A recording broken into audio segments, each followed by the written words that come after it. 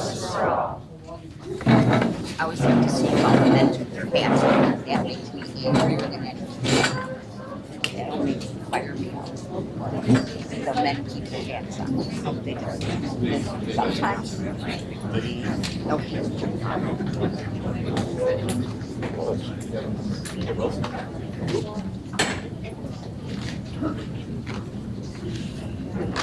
Okay, I would like the clerk to read the establishment. Speak up! You're outside, boys. We'll do that. I'm going to ask the clerk to read the established rules and procedures for Town of Cambria board meetings adopted January 3rd, 1980. Give me the microphone or something. You need to speak up. Go get one. I'm prepared. I'm prepared. I know. Hear it. Public hearing, everybody has to hear. Just relax. We're going to work on it. Just relax. There's two. There's this one here. No, I don't get this one. Oh, for that one up there? You want this one over here? Over here, Mike. Look at you. Look at you.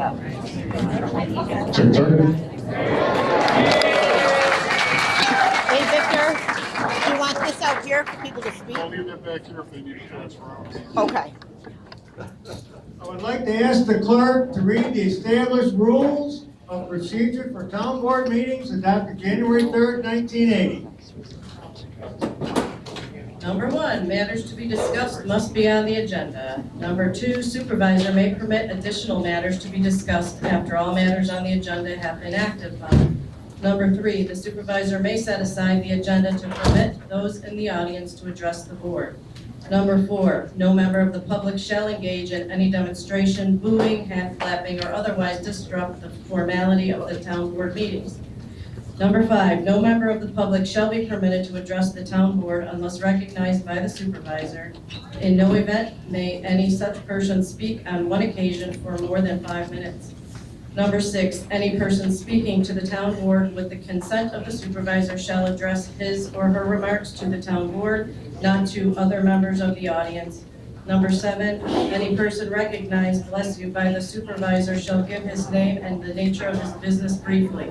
Number 8, no person has the right to demand an answer to a specific question from a member of the board. All such questions shall be directed to the supervisor, who may answer them himself, bless you, or refer questions to the town attorney or to a town board member of his choice. I'm sorry, can I ask a question? A lot of those say about the supervisor, is he coming or do these not qualify because he's not here? When we get to that, we'll have an explanation through the meeting, okay? He's not here at this point.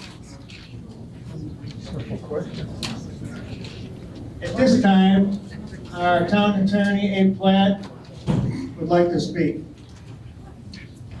There are a lot of people here, I'm sure there's a lot of questions.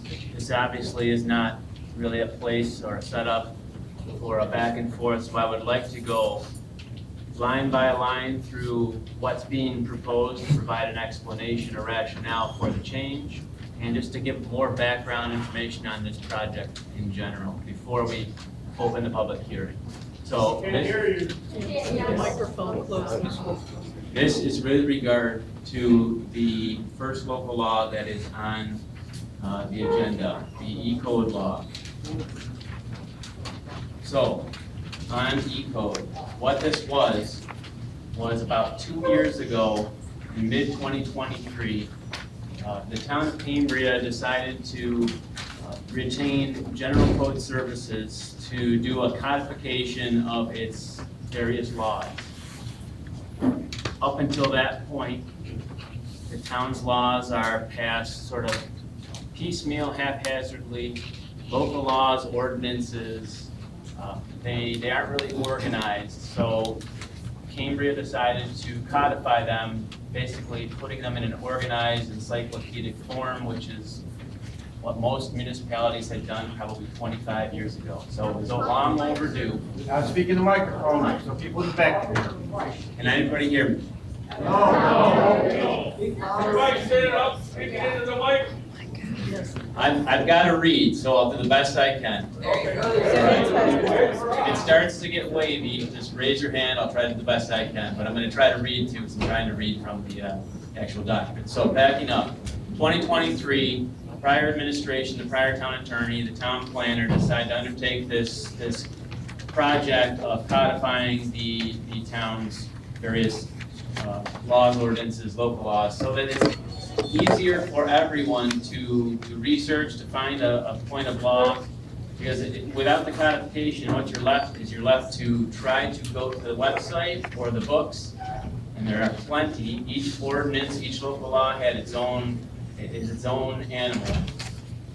It was very cumbersome, and this is again to simplify the way you can access the laws that govern the town. So what E-Code does is they have a legal team, they have a team that this is what they do. No, you're good. All right, this is what they do. They go through the town's history of laws, they organize them. As they're organizing them, they're organizing them alphabetically, which makes sense. So you start with animals, you go down to zone. So again, even that is a simple little step to do. So as they're filtering through, they are taking the sections and ordinances, the sections and local laws, and they're converting them to the town code. So they're reassigning chapter numbers, they're reassigning section numbers, they're organizing. As they're organizing the substantive parts of the law, the meat of the law, they are flagging for the town areas that are either inconsistent, outdated, or could need revision for a number of reasons. So they perform this codification, and at the end they generate this list of flagged items. They pose these flagged items to the town for consideration. The flagged items were then at that point, again in 2023, disseminated to the town attorney, to the town planner, to the building department, to the highway department, whoever would have the expertise to weigh in on what we should do. And then a consensus was made, decision. We basically just at the end of last year, going into the beginning of this year, got through the process of formalizing all the decisions. So every issue that was flagged was either said, no, that's fine, we're gonna leave it the way it is, or if we have to make a choice because something is outdated, we choose at that point which way to go. The list of changes. So the list of changes is under Schedule A. So there are two aspects to the local law. One is to establish the town code, that's Article 1, the adoption of the code. That's basically just to adopt this format, post it online. It's in, Tamara had the book. It's in a book if you want to still read a book, but it's online. Go online, it's much easier. When you go to E-Code, you'll see every town basically in New York State is on E-Code. The second part is the Schedule A. Those are changes to the text of the ordinances, the text of the laws. Those have to be incorporated because we're passing a local law. Those are changes that would be incorporated in this local law. And I'm going to go through each and every line item of the Schedule A so that people understand why we're making that change or what is even changing, if anything. There are three main goals that the E-Code team tried to impress upon the town, and three goals that were pursued by the town when considering these changes. One was to remove any mention of a set fee in these ordinances, because the fees change over time. The town board has the authority to alter these fees. So they'll alter a fee. Let's say you have an ordinance passed in 1975 that lists a fee from 1975. The town board might have passed a resolution changing the fee several times since then, but if you go back to the law books, you got the old ordinance. So a lot of the changes were to remove the set fee, so that going forward, any citation to a fee in the E-Code, in the town code, will refer to the clerk's fee schedule. And if you go online, it should have a hyperlink, so you can literally just click on it, see what 2025 or going forward what the fee schedule is. So you'll always have an up-to-date idea. You won't have to say, well, this says it's $50 here, that was in 1980, I better call the clerk and see what it is, 2025. So it's to remove those set fees, make it easier for people to understand without having to make extra phone calls. The second goal of E-code was to remove internal citations. The zoning ordinance in particular was full of internal citations, and citations to different parts of itself, so that if you wanted an answer, you would see this section, it would point you to this other section, you'd have to flip to that section, you'd have to read that, go back to the original section. The goal to remove the internal citations was to take out the reference to the other section and literally just print what you find on that page right there in the section. So it's designed to make it easier to read. The third was, because a lot of these areas of law had there's enforcement mechanisms and penalties, and they were haphazardly sort of ad hoc put into place over the years. There really is a wide variety of penalties that are sort of all over the board. And in condensing and recodifying, modernization in New York State, basically, modern municipalities have siloed a lot of these violations into basically two categories. One, your misdemeanor or your violation level. The state law sort of dictates what the max for a violation level offense is in terms of fine, incarceration, etc. And misdemeanor, same thing, fine, incarceration level. Depending on when the original law was passed, you could be in the middle of both. So essentially what the code was trying to do was to standardize these penalties so that they made more sense. And you'll see examples of this as I go through. I can tell what issues were hot button issues in the year that the law was passed based on how high the penalties were. I think time has tamped down some of the temperatures there. But those are the three things you're going to hear a lot of, are getting rid of the internal citations, and removing the set fees, and standardizing penalties. So I will literally just I don't know if you have copies of Schedule A. Starting at the top of Schedule A, the first change. So now we are actually talking about changes to the law itself, not just the process by which it's codified. So Chapter 56, Animals. There are two changes here. The animals, this is a local law from 2010. So it was passed in 2010. The first change, 56.5B, changes the fee from $18 to $21. Why? Because since 2010, the state added a $3 fee that was enacted since 2010. We are revising it to incorporate that $3 fee. And since that time, $10 late fee was added if you're late on renewing your dog license. So that's incorporated into this code since it's passed since 2010. Chapter 63. So battery energy storage systems used to be housed under the zoning ordinance. Because the zoning ordinance was the closest thing that the town had to a compiled list of subjects, a lot went into the zoning ordinance. What this code is doing is sort of breaking that out into its own chapter. So what used to be sections in the zoning ordinance is now given its own chapter, Chapter 63, battery energy storage systems. Section 63-12, there you see the amendment there. That is to change the internal reference, because in the zoning ordinance, it refers to a section of the zoning ordinance. Now that this has a new home in the code in Chapter 63, it's changed to refer to in the code where you would find this, the penalty. So it literally is changing from a reference to the code to reference to, Chapter 288, zoning, Section 288, 1205. That's where it's going to be in the code. This is a lot easier to explain if you're looking at it, but again, this change just directs you to where this section is now going to be in the E-code. Chapter 70, this is a building construction and fire prevention. This is a section 70-11A, so that everyone's following along. This is a codification of a local law that was passed in 2023.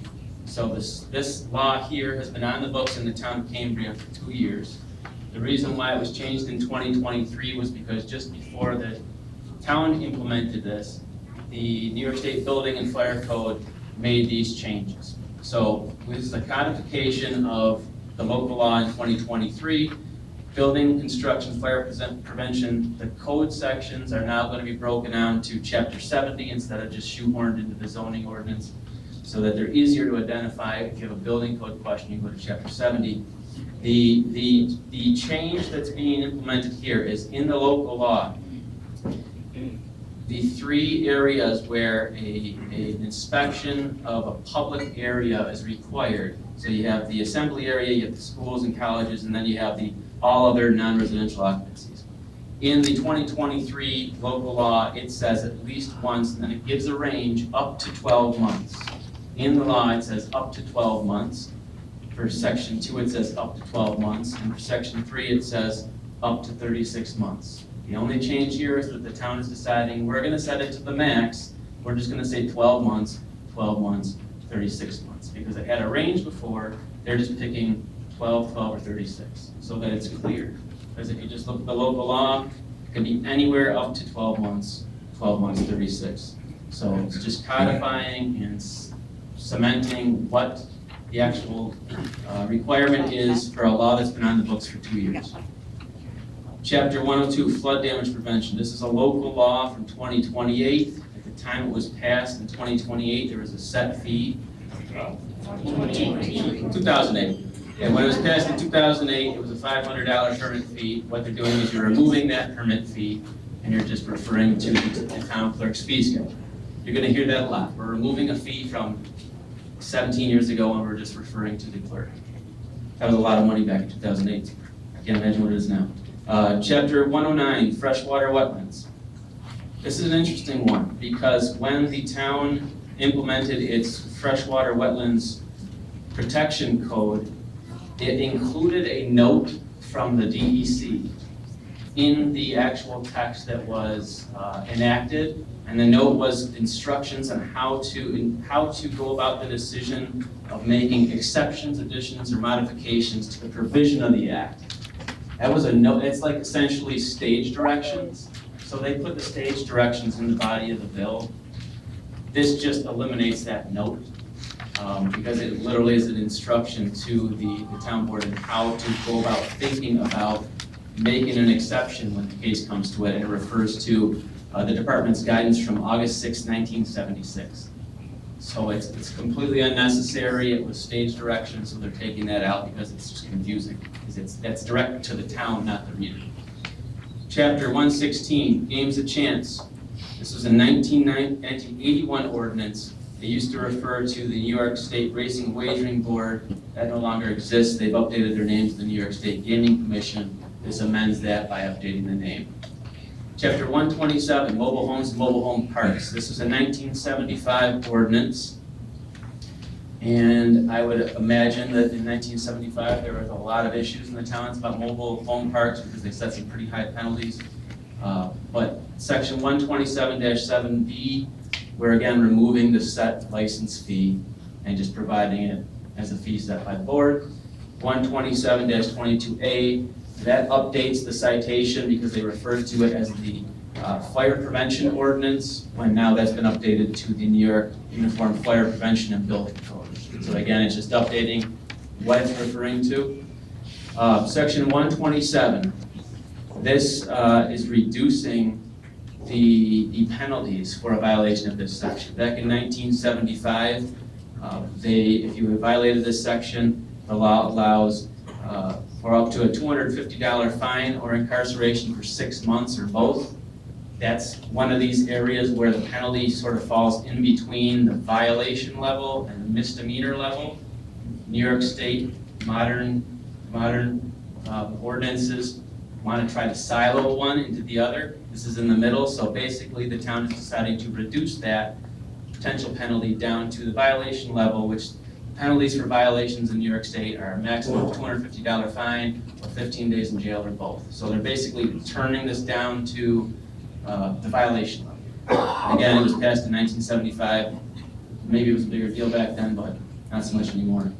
Chapter 135, the noise ordinance. This was a 2010 local law. And basically what they're doing is they had to choose between where to set this. This is one of these there was penalties that were sort of not really in one or the other. They're assigning this sort of as the violation level versus the misdemeanor level. So they're amending the penalties, the maximum penalty to be $250 fine or 15 days in jail versus the other decision was, do we make this $1,000 fine or a year in jail? They decided to go on the violation side, so they're making that, making it clear in the noise ordinance. Chapter 142, notification of defects, that's a 1991 local law. They gave the town highway superintendent 5 days to notify the supervisor of any defects that they were noticed. This we are revising to conform to New York State Town Law 65A3, which is, one thing Cambria does is it tries to match the state law. The state law is now 10 days, so they're amending it to conform to the state law, which is going from 5 days, 10 days to notice. Probably means not much to very many people, but they're revising that from 5 days to 10 days so that it, again, matches New York State Town Law. So, the Property Maintenance Code. This is a 2013 local law. It was revised down to, the violation level, because this is another one that didn't really fit into either category. So, it added the 15-day potential incarceration to the fine. So again, the choice is between $250.15 or $1,000 in a year. Property maintenance is not, it's not a misdemeanor level according to the town, so they're setting it at the violation level. Chapter 173, the recreational vehicles, the parks, camping grounds. This is a 1972 ordinance. The first change, the 173.5A, is to remove the set fee. Again, removing the set fee. And this was another one where the penalties were in between the two levels, so the town is amending to standardize this to the violation level. So again, you violate the Rex parking camping grounds section of the law, it's going to be $250 max fine, 15 days in jail, and that's revising it from $50 fine and 30 days in jail, which is the law, and which was the law that was passed in 1992. Chapter 181, the sewers and sewage disposal. That's a 1985 ordinance. This is, the first section is to revise, it's to make an internal citation manageable. This area is given a new section. It's referring to a new section in the code, so that literally is just to make it not refer to the old ordinance, because we're going from ordinance to code. 181.5S is again to update the New York State Plumbing Code, which in 1985, perhaps they referred to it that way, but we're updating it again here to the New York State Uniform Fire Prevention Building Code. Section 181, that's again, we are thinking here that we are going to land in the misdemeanor level here for violations of the sewer backflow law. We do a lot of damage with a sewer violation, so the town is amending to have a $1,000 fine and 1 year max incarceration, because this was one of these areas where it sort of fell in between. And then the last one there, section 181, 12G, we're just removing the set fees again, because we're referring to the town's fee schedule. So, chapter 188, solar energy systems. This is another area like the building code that used to be in the zoning ordinance. It's being broken out, set in its own chapter. And again, like the battery energy storage system, its penalties are no longer referring to the zoning ordinance. It's referring to the new section of the zoning code, which is going to list one set of consistent penalties. So again, it's just pointing you to where the penalty section is going to be. Chapter 195, solid waste, the dumping section. This is a 1991 local law. Dumping must have been a big problem because the original law had this as a misdemeanor, so it's a $1,000 fine and a year in jail. The town is lowering those maximum penalties down to the violation level, so $250 and $15. Article 2, this is an interesting one. 195, they are just the first one is amending to make the internal citations consistent again. We're referring to different parts of the code now and not to the ordinance. And they're reducing they're assigning a violation level for the violation of the first section. So A there, B is the more serious violation, they're actually setting that at the misdemeanor level. The 1991 code set this as maximum 6 months in jail and up to $1 million fine. The town is taking it down to a misdemeanor level and just saying a maximum of a year and a maximum of $1,000 fine. So that was, again, when we're trying to standardize some of these penalties. Chapter 224 on taxation, it's the 1985 local law. They have, in 1995, the state changed its real property tax law so that instead of 24 months that you had to wait for title to vest, it went down to 12. So the town's amending its law, which is intended to mirror the real property tax law. So we're going from 24 months to 12, again to match the New York State law, which is the theme here. In 224.16, again, this is an updated name here. Instead of referring to the state board, we're actually telling which modern agency we're referring to, which is the Commissioner of Taxation and Finance. Again, it's the nomenclature change. Chapter 231, the town-owned property, that's a 1981 ordinance. Again, they're just amending this to set it at the violation level.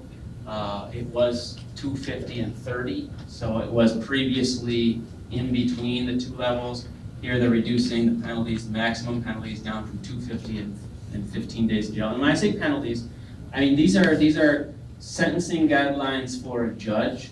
So this just gives the judge a maximum range. So when a judge is considering if you violated the town-owned property statute and you were convicted, the judge has up to this range for penalties. So that's what we're talking about. Chapter 244, vehicles and traffic. This is a 1990 ordinance. This one has to do with the citations of penalties for winter parking. Here we're simply revising to point to the section of the vehicle and traffic law that dictates what the penalties are, to make it clear that this is a vehicle and traffic infraction. And just so everyone knows, all vehicle and traffic infractions in the state of New York, except for paperwork type tickets, they're violations, so there's a $250 fine, 15 days in jail. That's how the state treats every violation, vehicle and traffic, property maintenance. Chapter 264, the water ordinance. This is a 2018 ordinance. The first change is, again, to remove those set fees. The second change is to change 30 days to 1 year, because this was, again, one of these areas where the penalties didn't match the current law. So it went from $1,000 fine, 30 days in jail, to $1,000 fine and 1 year in jail. And the reason why it makes a difference is because when you go from a violation to a misdemeanor, a violation, the maximum is 15 days in jail. It's not considered an encroachment on liberty to the extent that you're entitled to a lawyer. So it makes a difference how you set things. Because if you set something to a misdemeanor and you're cited in court, you're entitled to an attorney because the penalties it's a misdemeanor, so it's a crime. Everything else is violation level. So it really is important to try to make these consistent. And again, as you can see, we're sort of going back in time and sort of rearranging these things that are a bit all over the map. Chapter 271, wind energy systems. Again, like the battery energy storage systems before, this is again just reciting to where the penalty section is going to land in the code. Chapter 278, that is an amendment again to remove set fees. And I think this is why everybody's here. We're getting to the zoning section. I'm going to go slow, so if you can't hear me here, raise your hand. I'm going to be deliberate here and the best I can to explain what's happening and why. Personally, as an attorney, I like E-code because it makes my job easier. It makes it easier to find things, makes it easier to cross-reference things. The zoning ordinance in Cambria is difficult. It is large. It unnecessarily refers you around, so it puts you on a chase to find an answer that does not need to be. So I'm gonna I'll go through these codes. A lot of them are designed to make this easier. And I'm gonna try to explain why. So, the first one might as well be we might as well just get right here, because this is why I'm assuming 95% of us are here. There is a proposed definition change. 288-200, the definition of a farm in the definition section of the zoning ordinance is being revised from 5 acres to 7 acres. Why? Because the definition itself refers to a section of Ag and Markets Law that says not less than 7. So this was flagged as an E-code for an internal inconsistency. So we have the front part of the definition says 5, and the back part, if you go to the law, it's citing says not less than 7. So E-code says just revise it so that it's consistent, which is what is proposed to us. But I think there's a lot of confusion as to the import of this particular definition, and I'm going to try to explain this. I'm going to try to explain this in a way that makes sense, because it's going to be hard to explain because it doesn't really make sense.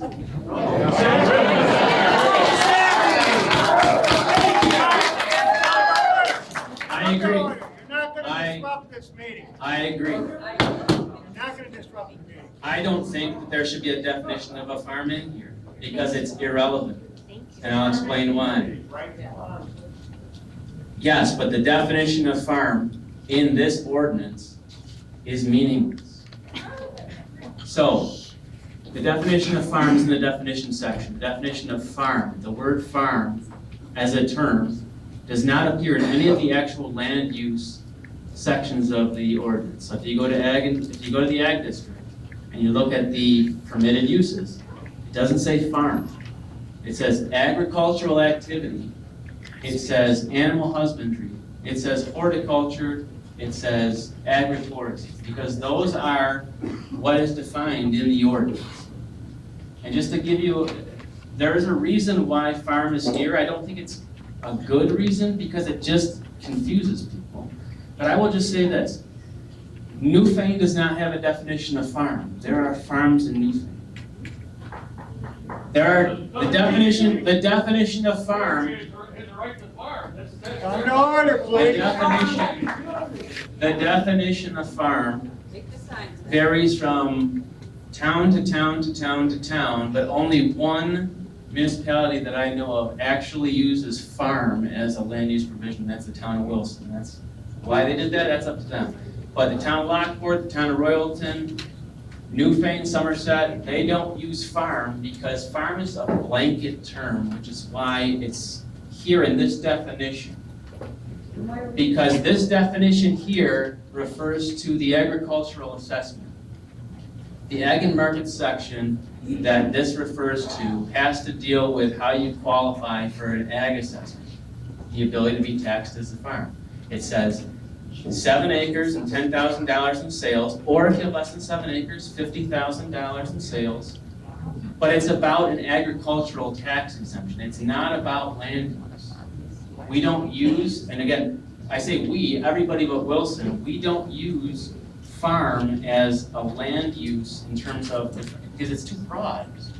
So we split it down into agricultural activity, which has its own specific definition, animal husbandry, own specific definition, horticulture, own specific definition, and agritourism. So if you were to just strike the farm definition out of the ordinance, nothing would change. If you were to leave it at 5 acres, nothing would change. If you were to set it at 1,000,000 acres, nothing would change, because the ag exemption that it's referring to is set by state law. There's nothing that the town could ever do. We're gonna start sending people out the door. I can tell you right We're gonna now start sending you out. that the town of Cambria has no intent of having this change be substantive in any way. It was an internal citation. If you have 5 acres and you grow crops, you are permitted to do so because you're engaging in agricultural activity. If you have 1 acre and you are growing crops, you are engaging in agricultural activity. Same thing, the only one that has any kind of a size aspect to it is animal husbandry, because if you've got less than 5 acres, then you need a special permit because the town needs to make sure you're able to keep the animals safely, humanely, and away from the neighbors, and that's the only one. So agricultural activity doesn't matter how big you are. Horticulture, it doesn't matter. Animal husbandry is the only one. You can get a special permit for it if you're reasonable. If you want to raise chickens on 1 acre, you just be okay with it. But the thrust of this is just to correct this internal inconsistency, because it says 5 and then it points to a law that says 7. Why not keep 5? This isn't a question, this isn't a back and forth, people. I've given my opinion on it. I'm just telling you why the change was flagged and what the rationale is. It's not a question and answer. But Not a question. I don't want to talk over you, but your question is landed. I can hear it, so I don't want to be rude, but there's a lot still left. So 288-200, we're changing automobile laundry to car wash because it just makes sense. I don't know it's almost funny that automobile laundry is in there. Section 305 about keeping transient roomers and boarders, they're getting rid of that because that was an attempted reference at seasonal farm help, and that's again governed by ag and markets. Whether you have the right to do that or not, you're going to be governed by ag and markets. So it's sort of superfluous. Everyone knows that's what the town intended to by transient roomers and boarders. Playhouses, tool houses, and garden houses are deleted because it's unnecessary. These are not structures that require a building permit, so you don't need permission. You don't need to be told that you can put a playground up. So the problem is when you list things that you don't need a building permit for, or that aren't structures that the town is going to need to consider accessory structures. If you make a list, the implication is that you're excluding everything else. So rather than having a list of 3, they're just deleting it because they don't need to be set out. We don't want to give anyone the impression that the only other structures you can have are the playhouse, the tool house, and garden house. Same. We haven't even opened the public hearing yet. I'm just going to try to get through this. So 400 and 406, that's again the residential analog of the ag district changes we just went through. Section 288, 401J, the agritourism section. This is one of these cases where we are literally just putting the text of that provision into the section instead of referring you to another section.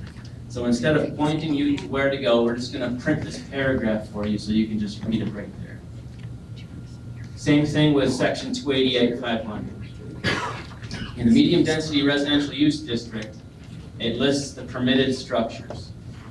And then it gets to a point where it says, and everything else that's considered permitted under these 2 sections. Well, rather than make someone flip back to the previous 2 sections, they're literally just putting it here in writing. It's not adding a new permitted use, it's just saving you the time from going back to the 400 section and the 300 section. Same thing with section 288-600.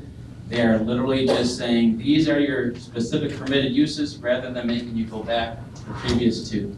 So again, they're not expanding or contracting any permitted uses. They're simply saving you the flipping through the 3 pages, and it's an obvious change to me.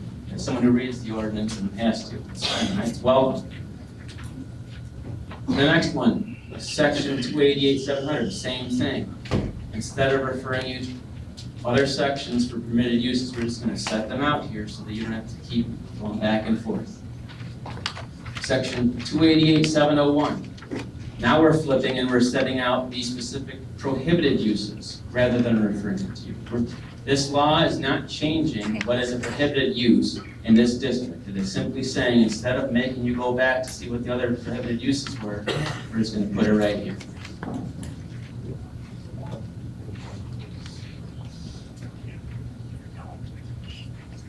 Section 288-1003, all the way at the bottom after, all the way down to Y, the wholesale business is again just to remove the set fee.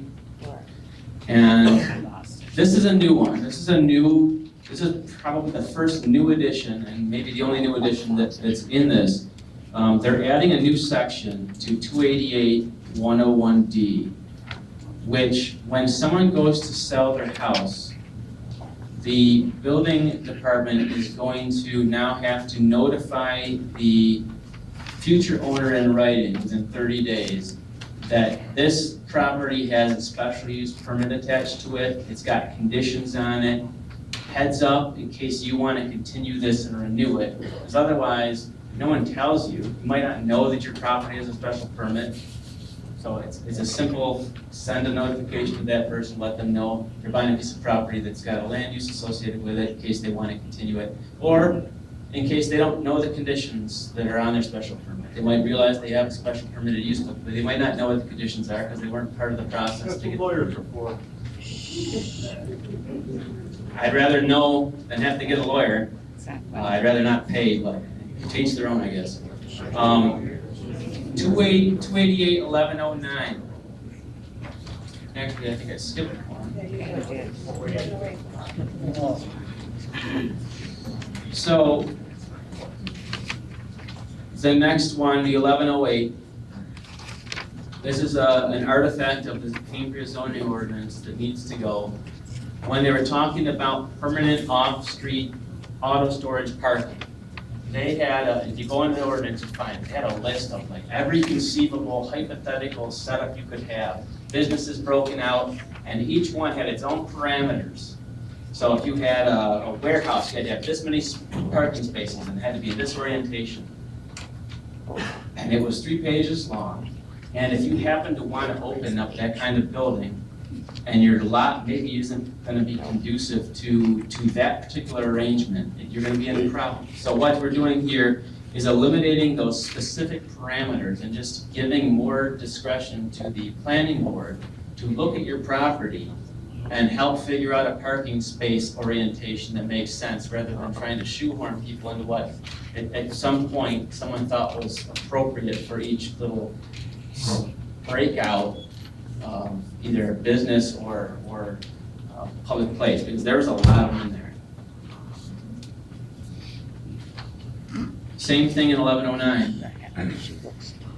They're removing those specific parameters and just giving the planning board more freedom to take a look at your actual parcel and try to make a plan for parking and offloading and standing areas that make sense, rather than constraining them.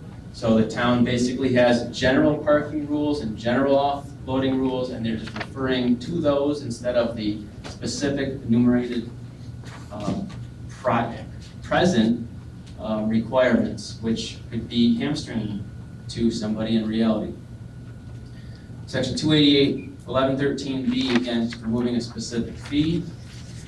1126-4 is deleting that penalties and remedies section because the bed and breakfast penalties had their own penalties for some reason. They were sort of their own, because again, it was passed in its own piece of legislation, so they're just eliminating that and making it consistent with the rest of the zoning penalties and setting it as its own consistent catch-all. So what they're trying to do here is instead of having 6 or 7 different types of penalties, just having one condensed penalty section and referring people there. And we'll get there in a minute. That's another one of these ones that bears an explanation. So this is the big one here. 288-1129-M4. The present zoning ordinance has an enforcement section that sets forth a civil penalty structure, which authorizes the building inspector to issue civil penalties for violations that they are alleging are occurring. And they are permitted to withhold moving forward on a building permit or a zoning application until those civil penalties are paid. I have a huge problem with that because you have judge, jury, and executioner in the same person. So that needs to change. It needs to change. This enforcement mechanism is in addition to the New York State town law enforcement mechanism. So the New York State town law has its own list of penalties for zoning violations. I'm losing battery. I'm gonna do the best I can. My battery's dead. So, fine, yeah, understand. Yeah. Got a lawyer. I'll get it. That's there.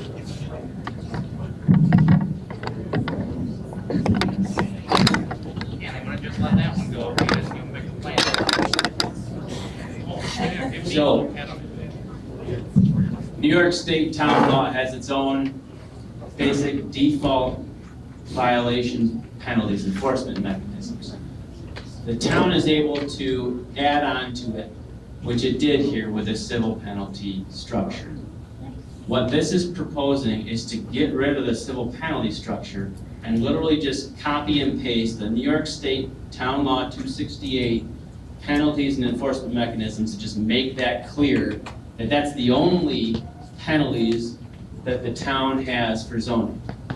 It's already on the books, it's in the New York State law, but right now we have the civil penalty structure that needs to go. And everyone knows it needs to go.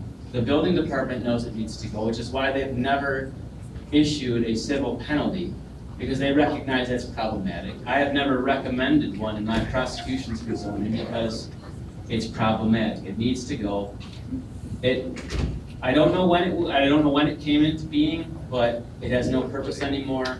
So this section is eliminating that civil penalties framework and literally cutting and pasting the New York State town law penalties in there, which again are already on the books. If you were cited, What are those?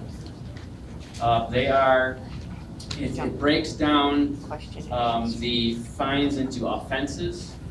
So you have first offense, second offense, third offense, and it sets a max penalty for each and a max incarceration for each. And bear with me for 1 second, I'm gonna get my longer explainer out. So, anytime there was a zoning, I'll try to cut to the chase. Anytime there was a zoning enforcement mechanism in the zoning ordinance, it's being changed with the state laws. Because just to give you an idea, the special permit section had its own penalties and enforcements. Those were, fines, $500 to $1,000 for first offense, $500,000, etc. They're making every penalty just setting it at the state town law level. And hopefully I have the whole thing in here. So, I agree with So you're not It's gonna stay. Sure what it is? it's going to stay. The civil penalty part in the law is the same figure that the state uses. The state uses, it's a fine that's issued by a judge. So you're looking at $350 for the first fine, then it's this period of years, you get the second fine, third fine. It goes up to $1,000 maximum for persistent violators. So what you're doing in addition is you're adding on the incarceration provisions that are already in the state law as well. So what this amendments to this section are trying to do is make people aware of what the law is so they understand. If you don't know that there's a state law that dictates what the max penalties are, because it's not explicitly in the ordinance, you might not, I guess if you're going to decide how badly you want to violate the zoning ordinance, if you don't know what the penalties are, it's not really fair. And additionally, there's a civil penalty framework that is dubious at best and needs to go. So what we're basically doing is just making what is already the law in black and white writing so everyone can see in a section and stripping out that civil penalty framework. And that's, again, across the board, because there are different penalties in different areas. There's special permit violations where one set of penalties, they're just making it all the same. It's all the state law. They're trying to make it consistent throughout the ordinance. So that means it's the same for all the different towns then, because they all have to be regulated to the state law? A town is free to supersede the state law if it Thank wants.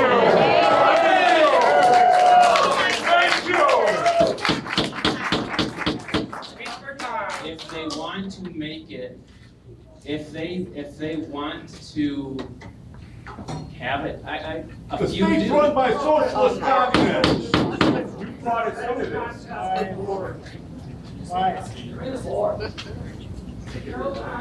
They could make it worse, they could make it better, keep it the same. The town of Cambria is simply codifying what's already on its books. It's not changing anything other than a specific reference to Sounds like the what's building available. department's getting a lot more progress. All right, I think I've done the best I can to explain what's happening with this. We're taking what's already available. If you were facing a zoning enforcement proceeding, you would still be able to be sentenced if you were found guilty by the judge to the state penalty. We're just letting you know here in the ordinance, this is what they actually are, and we're getting rid of the civil penalty. Just open it up to the public at this point. Hang on just a minute, we're gonna get to that point. So, trying to just move forward, 1207 again, we're just removing the specific fees because they might not match what's currently on the books.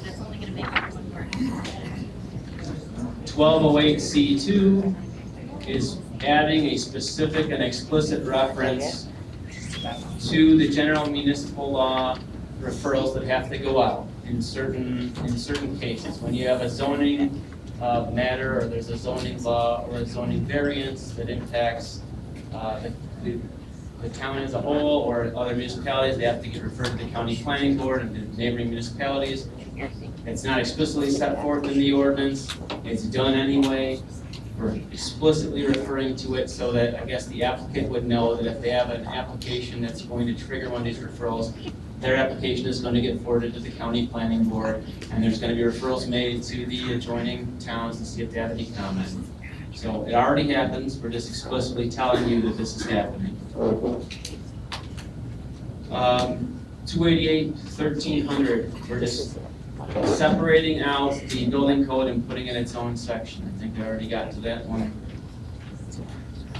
A lot of the other ones at the end, the battery energy storage systems, solar energy systems, wind energy systems, wireless and telecommunications, we're just referring to where they are in the new code. Okay, sure. 288-1202, just changing the citation to the new chapter in the code where the building and construction sections are. 1203A, the town law now does not still include the town's ability to expand the board, zoning board of appeals to 7 by resolution. So the town wants to be consistent with state law, so it's changing its law to match what's now state, town law 267. 288-1203, again, this is another explicit reference to the referring certain matters to the neighboring municipalities. Certain zoning issues need to be referred to the adjoining towns if it's going to impact them or could impact them. So we're just telling you that's happening so that you know what's happening with your own application if it's something that you're involved with. 288-1203E, again, we're conforming to the town law, which is the theme. The town law 267A now says 62 days, so we're amending 60 days notice, or 60 days to make a decision to 62 days. 288-1206, again, an explicit reference to notifying those adjacent municipalities. 288-1205, again, this is, we're simply removing the civil penalty framework and incorporating the state law that's already operative, 268. Section 288-1207, again, removing the specific fees and referring to the town clerk fee schedule. 288-1208C2, again, another explicit reference in the code to the fact that there's referrals to the county planning board and adjoining municipalities. And 288-1300 is, again, alerting you to the fact that the building and fire prevention substantive law is now housed in Chapter 70 and not old Section 1300 of the zoning ordinance. So that's going line by line, explaining the rationale behind, trying to explain the import, the impact of it, and I'm guessing we can open it. Yeah, before I open the public hearing, I just want to very nicely ask you to be respectful with your comments, okay? Don't talk over each other, and be respectful. And now I'm going to open the public hearing. The clerk's going to read the public hearing. Notice is hereby given that a public hearing will be held by the town board of the town of Cambria on the 14th day of August, 2025, 7 p.m. at the, this says Town Hall, but it was corrected in the newspaper, 4160 Vermont Road, on the adoption of the proposed local law entitled a local law of the town of Cambria, New York for year 2025 in relation to the municipal code of the town of Cambria, an abstract of which is as follows. The said local law would provide for the codification of local laws, ordinances, and certain resolutions of the town of Cambria into a municipal code to be designated the Code of Town of Cambria. The complete text of said proposed law is on file with the Office of the Town Clerk and is available for review by any interested person during business hours. At such public hearing, all persons interested will be heard. Okay, we're going to start out with Linda Smith. Linda Smith. Hi, some of you may know me. I came Can we use the microphone? She's to address the board, not the public.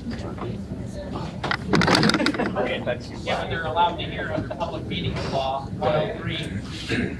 She's not to talk to them. Hello, check. My name is Linda Smith. I'm at 4219 Lockport Road, and I'm saying that out loud because honestly, for anyone who was brave enough to put their name on that list up there to speak today, I think everyone had a little sick feeling in their stomach, worried about either retaliation or being flagged as a troublemaker. For any of you who did not sign it, that is a sign that there is something wrong, that you guys are not listening. I've been to many meetings. This is by far the most organized you have been. And it's only because we have been demanding answers. You actually presented yourselves today professionally. I'm not quite sure why the supervisor isn't here, but I'm getting very, very discouraged with how you seem to just kind of disregard everyone continuously. My biggest concern originally was constables when that got passed. And for anyone, you can go online and actually see these meetings and how they've addressed the public, how they disregard our concerns, how they won't listen to reason and reasonable ideas. And now here we are, okay, with this big law change. Do you have Yes, some comments? yes, the comment is happening now. The comment is happening now. He's got 5 minutes. 5 minutes. That's why we're here. And now, you guys, surprise, surprise, after the town has approved constables, who has a lot more jurisdiction, okay, in our town, that nobody on the board could even answer me. And when I asked if any of you read it, you told me, well, that's the town attorney's job. And it's on tape. You guys can see it. And now you're gonna pass laws, okay, whether you're disguising them as something that's, oh, it's state mandated, it's fine. But you also have armed yourselves. And you're acting surprised that so many people don't trust you? Like, we're not dumb. We're not dumb. I also want to know who was responsible for actually writing the amendments. Was that our town attorney? Or was it a team of professionals? Who wrote them? Who wrote them? Who wrote them? How can you vote on something that you can't even recognize who wrote it? And if it was any of you, and especially for our town attorney, for you to sit there and know what the hot buttons are. You know what the hot buttons are, but yet you're still, oh, I don't agree with it, but you're still going with it anyway. I'm disgusted, I'm embarrassed. I'm embarrassed I'm getting talked to from friends that live in other countries that are like, what the hell is going on over there?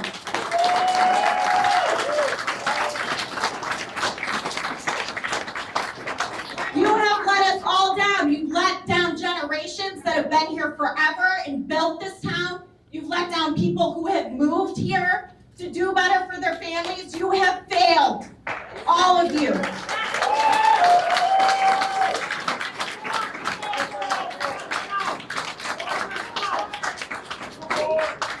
Okay, Charlotte Patterson.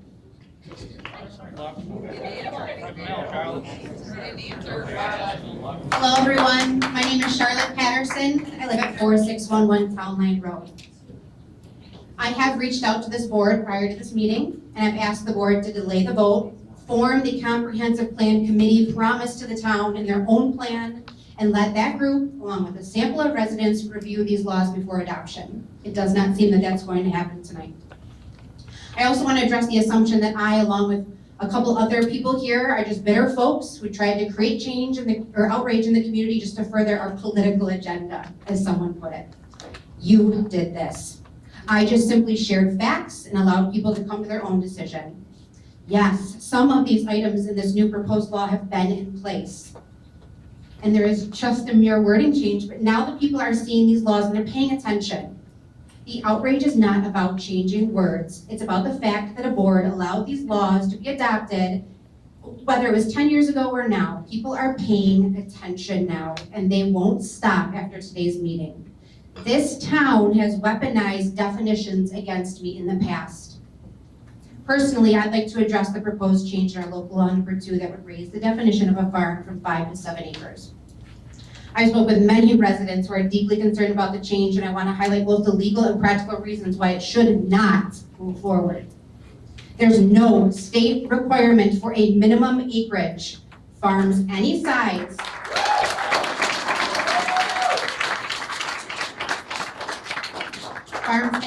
can qualify under New York State law. In fact, 4 other towns in Niagara County do not provide an acreage requirement in their definition. And another town has a definition of only 3 acres. New York State is not telling you to change the town of Cambria's definition. According to New York State Department of Ag and Markets, a farm operation under Ag and Markets Law 30111 includes that land, farm buildings, equipment, and practices that contribute to the production, preparation, and marketing of agricultural products. Importantly, such operations may consist of 1 or more parcels of owned or rented land, contiguous or non-contiguous. The state's official guidelines for review of local law affecting farm operations also provides a definition of a farm operation that is not based solely on acreage. The state's own guideline in that document warns that imposing strict minimum acreage requirements may be considered unreasonably restrictive on farming, especially with a certified agricultural district like much of Cambria is.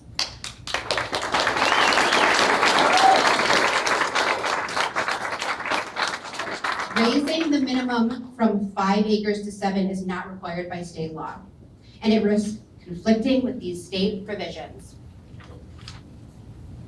This change would not only harm small, viable farms, but would also rewrite the meaning of farm in every other section of our town code.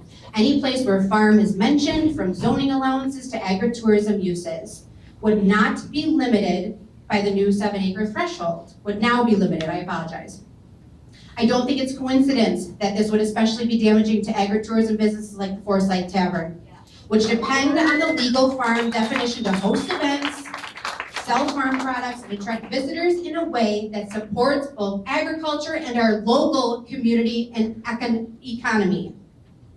Officials have attempted to reassure residents by saying that change won't affect current farms or lots under 7 acres, but there is no grandfather clause. Verbal assurances are hollow, and if the law doesn't reflect them, many here have learned that the hard way, that they will come after you.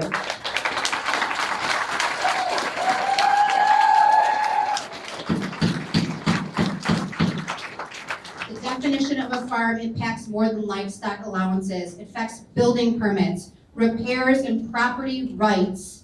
Without legal protection, farms could lose their statuses and structures may become non-conforming, potentially leading to denial of permits. And if, as officials say, we are not changing the acreage requirement for keeping farm animals like chickens or changing rights for current farms under 7 acres, then why change the definition at all? The citizens of the town that you represent do not want you to change the definition, and you do not have to. Consider this. A bad law that's never going to be used is still a loaded gun on the table. Visible, dangerous, and unnecessary.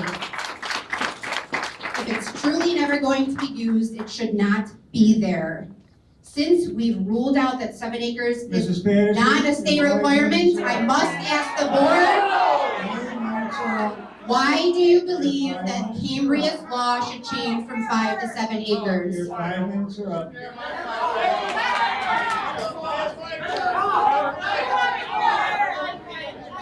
Robert Winslow, you're under fire. Time is on the list. Robert Winslow Nope. is on the clock. That's okay. Robert, you're on the clock.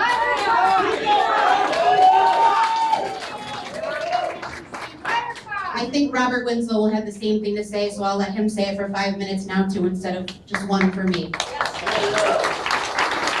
Robert, where are you?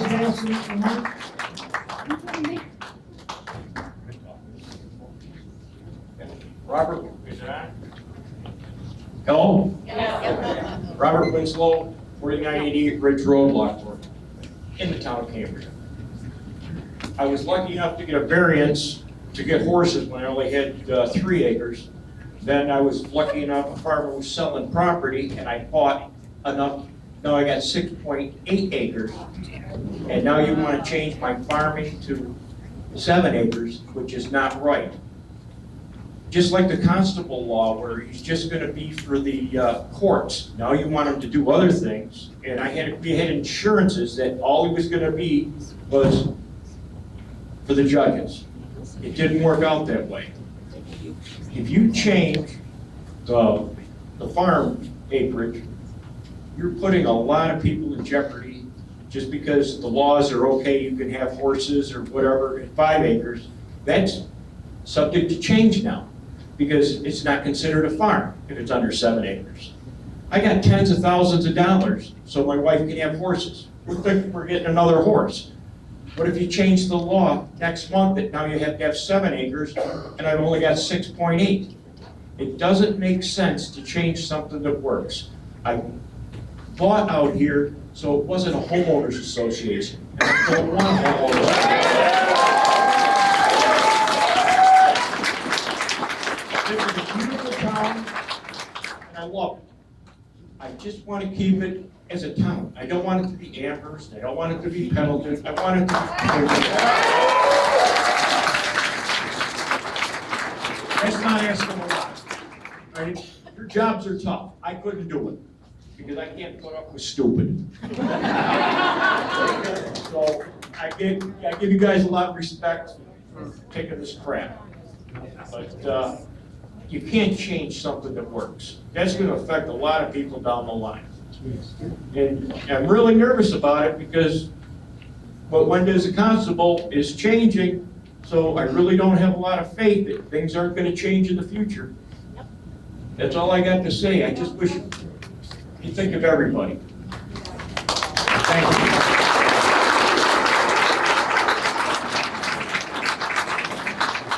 you. Okay, we got Richard at 4869 Ridge Road. Richard.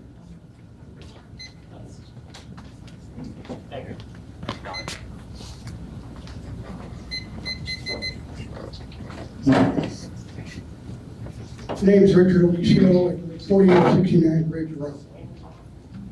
Everybody is spoken against that they don't want anything to change in our community. You don't want to be Pendleton, you don't want to be Amherst. And by the way, is anybody affiliated with real estate or something of that nature that may make a profit off this? Subdivision. We don't want them. It could be from somebody from out of town or whatever. I get things in the mail, you want to sell your farm. What for? I like where I live. I've been there for 45 years. I don't expect to change. You people want some keys? I'll give you some. I used to be head of the president of Niagara County Taxpayers.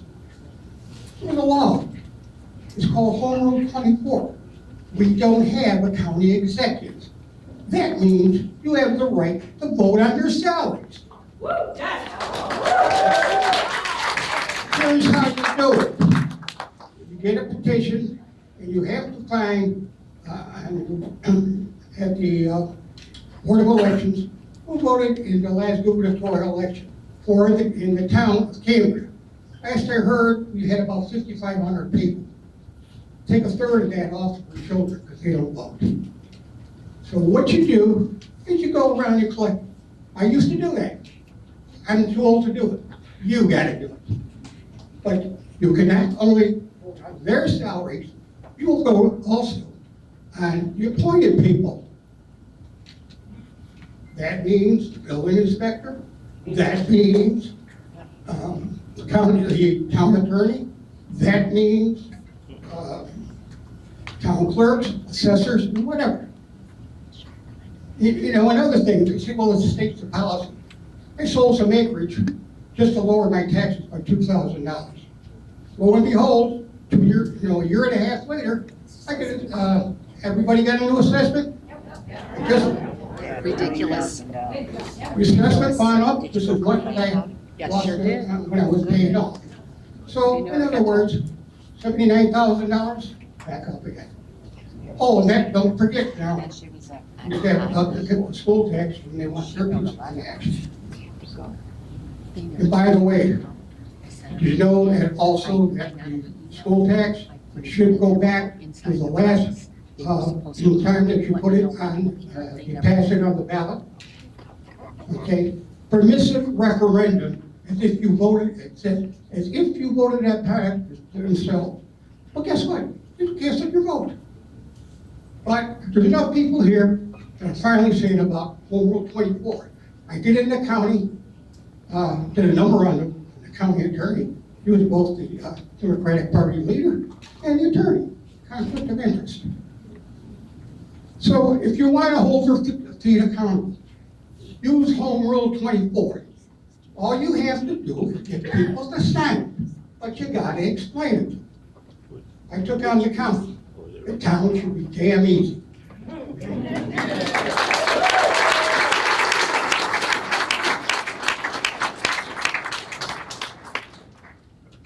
That's all I got to say for now. I'll be back. Okay, we have Deanna, 4006 Beebe Road. Deanna, you're good? Okay. So we have Sharon at 5693 Sabrera. Got my type.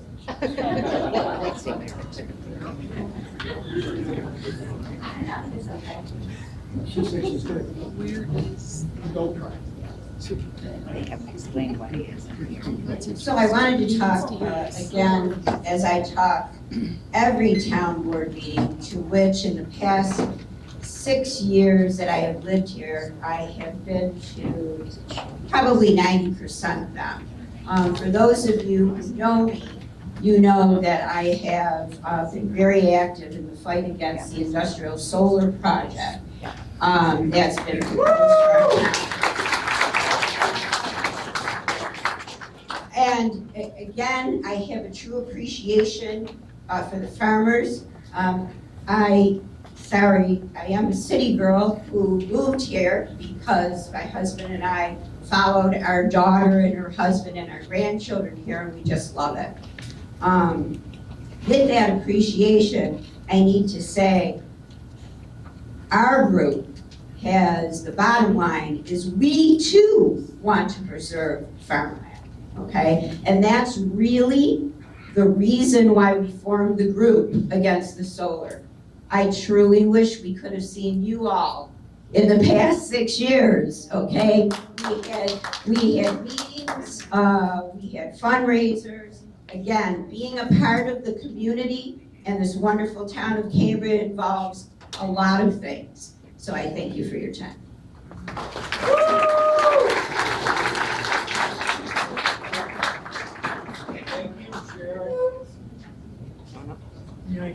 Who's where?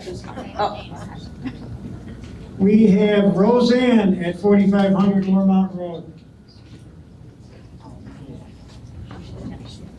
Hi, I'm Roseanne Boffman. I live at 4500 Lower Mountain Road. I came because we have 7 acres. Doesn't affect us. But your state agricultural law, a farm is not defined by a minimum acreage like 7 acres. A farm is generally defined as any tract of land used in commercial production of crops, livestock, or livestock products, and may include associated farm buildings. The size requirement is flexible. A farm can be less than 1 acre. And this is right from New York State. Markets and law. Right from.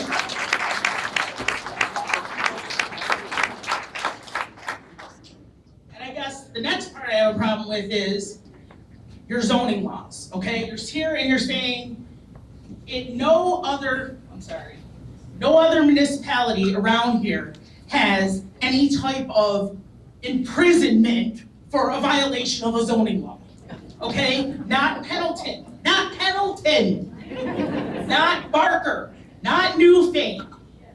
Yes, for a noise ordinance, a property maintenance, something like that, but a zoning ordinance, there's no community. You can pull out all of them, I read them all today.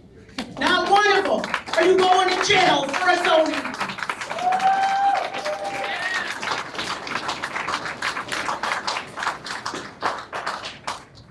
Imprisonment for zoning is uncommon in rural Niagara County. Noise, property maintenance, and nuisance codes are much more likely to have a short-term jail penalty. So why are we adding it on ours?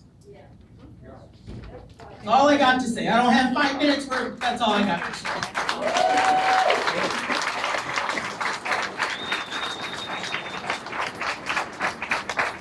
Okay, we have Don at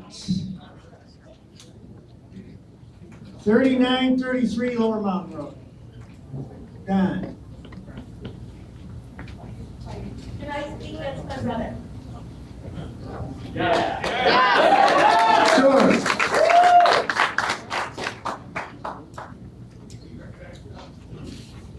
When you get your mic, can you say your name, please? My name is Peggy Schuler Chisholm. I was born and raised on that farm, 3933 Lower Mountain Road. My father, born there and died there for 92 years, as his father before him, and as my 2 brothers, Don and Tom Schuler, now run it. These people have built this farm. My grandparents owned the Hillside Inn, Tony and Bernie Antlick, that fed all these farmers, that feed all the city people. No offense, honey. You need to do your jobs. You need to respect the people that live here. They're not city folk. They're farmers. They feed your children. They feed your grandchildren. And they feed you. Stop trying to change what's worked here since, what is it, 18 something? Yeah, 1808. It's worked. Leave it alone. These people know what they're doing. They pay their taxes.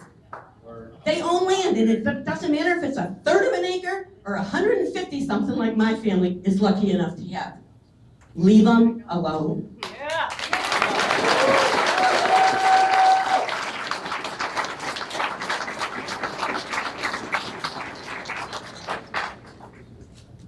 Chris Galanka, 5104 Lower Mountain.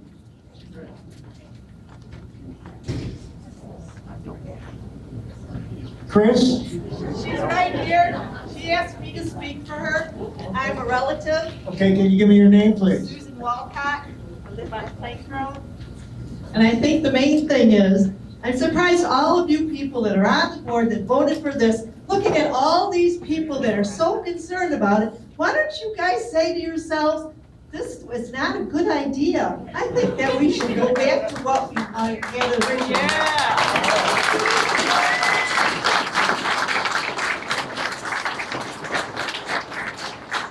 And the lawyer already had said that we do not have to meet those New York State requirements that you guys are so important want to meet. So why are we trying to do that? It doesn't make sense with what the people are saying.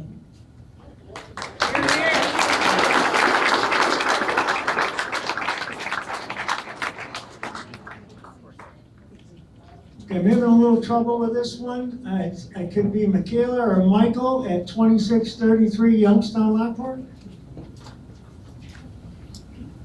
Can't read the writing.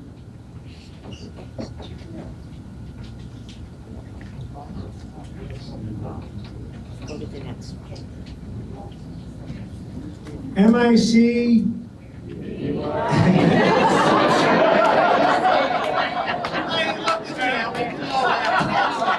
Oh, humor doesn't hurt, does it? MIC NNLL Sealand, 2633 Youngstown Lockport Road. They don't know. Okay, so we're gonna move on. Tyler Booth. Yeah.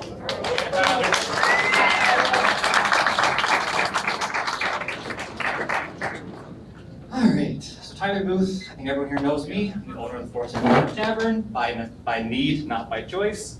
I also live on Lower Mountain Road.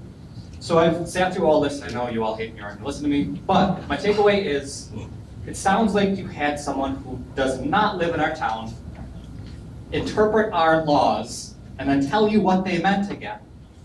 So obviously, I think you're all in agreement that there's issues with this as it's standing. I think that's pretty clear across the board.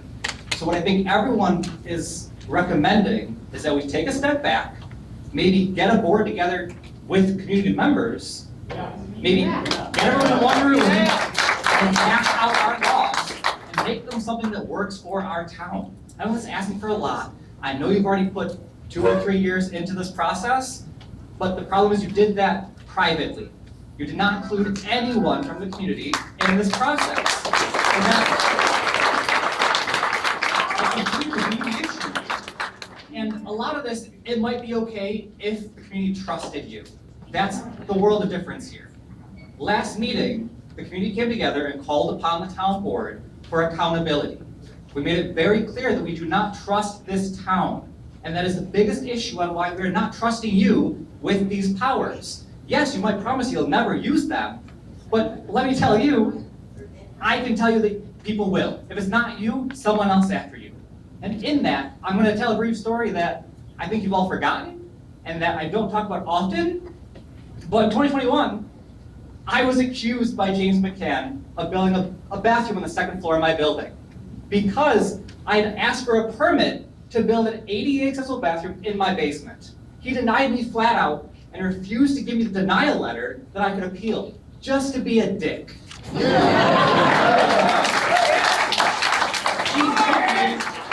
took me to court and tried to put me in jail for a bathroom that he said I built without even bothering to ask me, ask my attorneys, or do an inspection of the building when I was inviting him to come and do that. I came to the town board stupidly, naively, and said, hey guys, I'm having an issue with one of your employees. I need your help.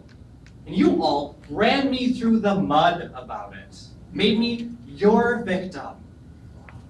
And the part that is the kicker. Do it. You can do it, Tyler. You can do it. Take a breath. My mother went to hospice. We got the call, it was time. It was my court date, my second appearance before Judge Sedita, or not Sedita, Judge Jowdy. And my attorney called the town's attorney at the time and said, hey, he needs to not be there for this. Is that okay? And Billingsley said no. If I didn't show up to this hearing, despite what was happening in my life, he would ask for a bench warrant against me. So say you won't put people in jail, you've never done it, you sure as shit tried.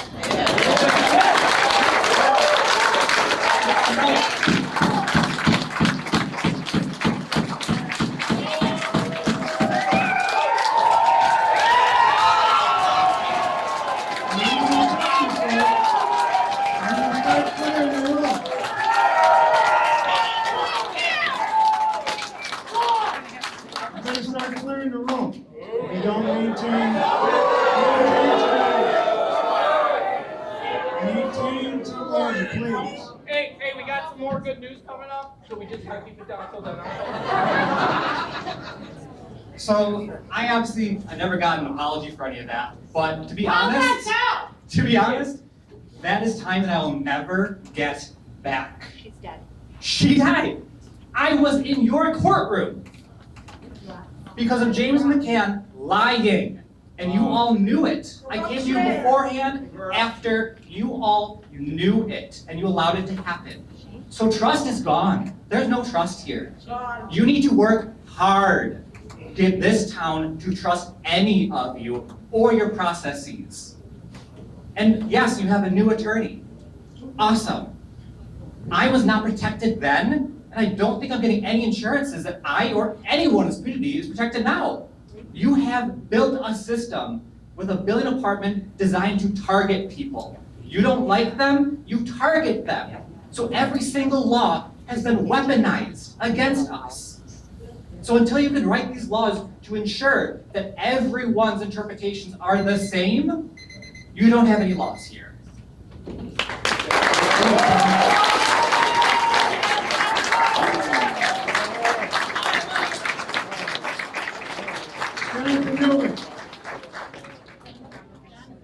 Jonathan Newman?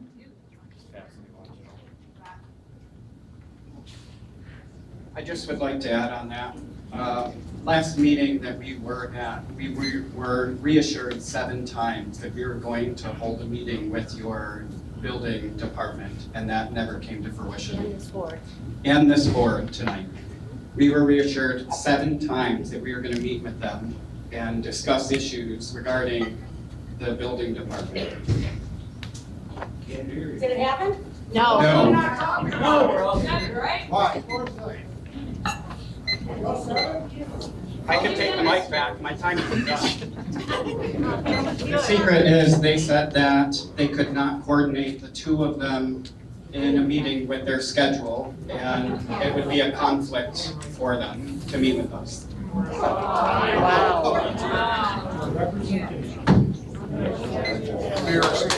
Emily Taylor.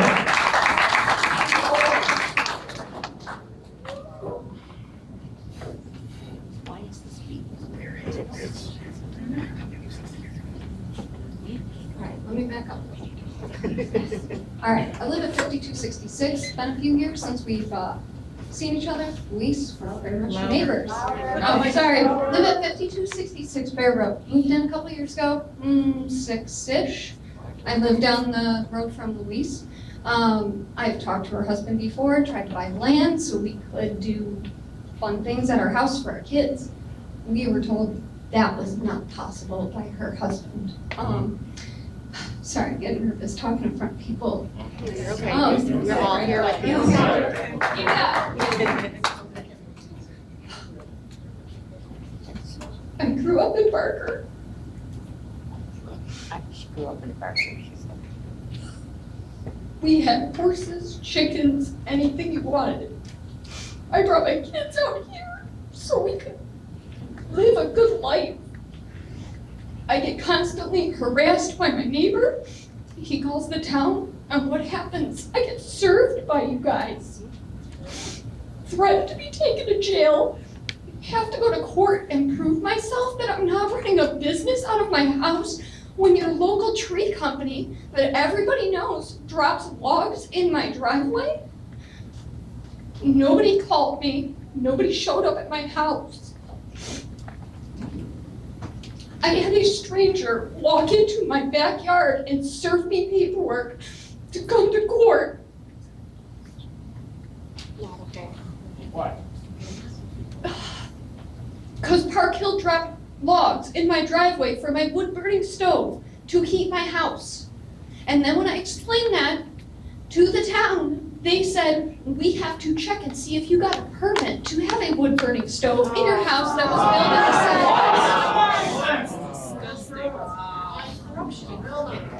We were told we had to go to the town and prove that we didn't run a tree service business out of our house. I don't know how that we were able to prove that besides just telling you guys we weren't doing it. I've also had issues with, obviously, my neighbor. He calls you guys, tells you guys that my yard is splitting out his yard. You come tell me you're gonna tear up my driveway to replace pipes that are already replaced. I explain they are. The guys are really nice. I'm not mad at them. They're just doing their job. But when you guys are taking word of mouth and acting on it, why don't you check? Why don't you back yourself up? This all tonight was a bunch of noise, hot air, and nothing. You're wasting everybody's time. I run a business, not in the town of Cambria, thank you. I work for a corporation. I sent all of my employees home early today so I could leave and be here. I followed cars here that were doing well over the speed limit to get here to make sure we were here. I told them all to get out of the building, lock the doors, and left. And I drove from Lockport to here. I work all over Western New York. My job at my company, I permit and I do sales. I know all of those things. And when you guys come at me and tell me that I'm residential, and I can easily pull up your map and say, no, I'm not, the line is between me and my neighbor, and I am residential agricultural, and you want to argue with me and I shove it in your face, there's a problem. How come I know your laws better than you guys?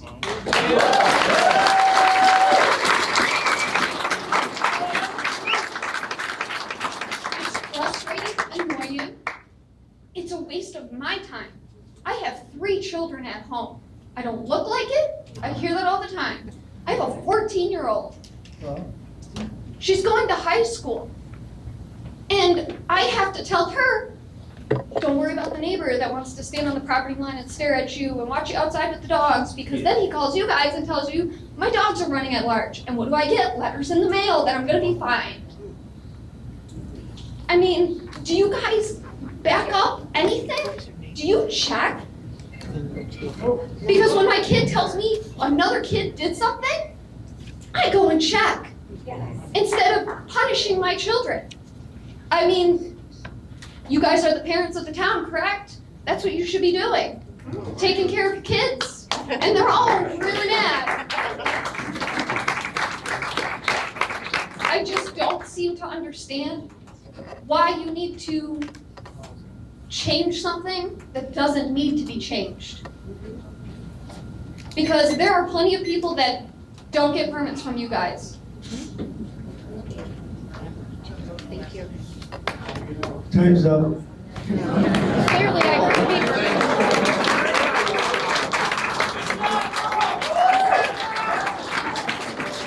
Duncan Ross? Duncan Ross, please.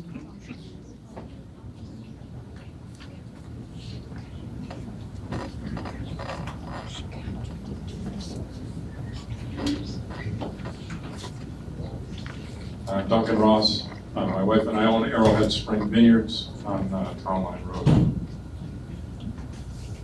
I commend the attorney for using a full hour to go through that as someone who got paid by the hour at one time in my life. Awesome skill.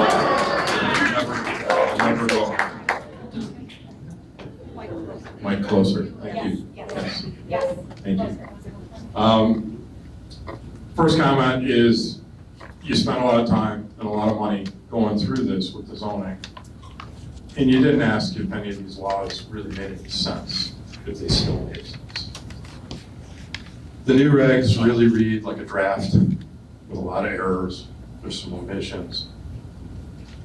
I would also urge the town form committee to look at this, go through that old stuff that doesn't make any sense anymore, make it make sense, make it streamlined, line it up with the state if you want. But make it make sense, and make it make sense for Cambria. The danger of going with this law as it is, incomplete, is that it's not well thought out. There's still a lot of gaps, and there's gonna have to be variances and permits issued, because you guys haven't thought through all the details. Farm wineries are mentioned. You don't mention commercial wineries. You got commercial wineries in the town. We're farm winery, but there's commercial wineries. They're totally different standard. You got wineries in the town that do use 51% of their fruit. to make their money. You got some that don't. That's not necessarily the standard. And why would you copy and paste state ag and markets regulations into your zoning? Like, why not just refer to it? Because that's what you do in the rest of it. The town doesn't have a very complete understanding of code. We experienced that firsthand when we built. We built our house in 2004, no problems. Cliff and Don were the building inspectors. Got it done in code. When we built our big building, we had to hire engineers who helped us navigate the code with the town, which sadly aggravated the code officer and led us to 18 months of delays, documented. Piled on with lots and lots of frivolous letters, demands, et cetera, including DOT, DEC. It was a mess. I'm a different person now than I was 10 years ago because the changes aren't all good. We got through it with patience and help from the engineers, but we had the resources to do that. A lot of people don't. The town doesn't enforce its current zoning. Increasing the complexity of the rules is probably not the answer to fixing code problems. Common sense says we need simplification and fairness. The town should have to prove that they can fairly enforce the current laws before we give you guys more stuff to do and more laws to enforce. The town is inconsistently heavy-handed with some residents, while others have to meet different standards. This building doesn't have sprinklers. Come on.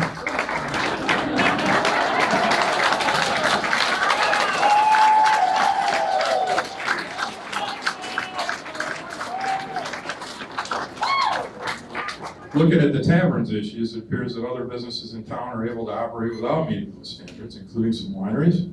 And you know, the video I saw, you know, Louise, you've got a nice saloon there and the sunflower thing. And why aren't the standards for everybody?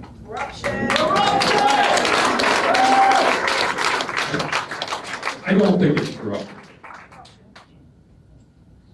You had a sawmill business that was shut down a few years back.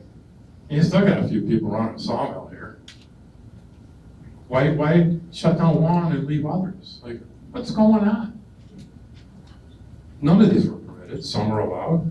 Do we want to empower the building department with new punishments that include jail time without having a fair and equal process or fair and equal laws that are administered equally and fairly? I think a lot of people have expressed that there's a lack of trust. And the lack of trust is because I go to build something and I just get abused. And finally, what are the problems we're solving here? I mean, I've been here 21 years. The town's had anxiety over anything that a new business wants to build or do.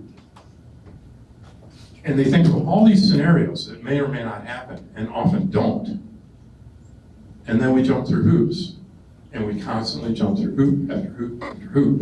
And those hoops keep moving. Is this just another anxiety attack? Why not take a step back, get a committee, get a review? Thanks.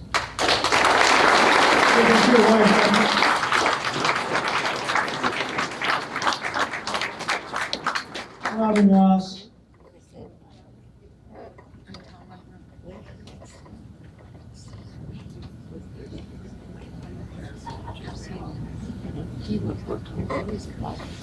I'm also from 4746 Town Line Road, not surprisingly. My comment's more along the lines of, well, also that these things need to be applied equally, of course, but also the town seems to lack the ability to reach out and ask questions when it should be necessary.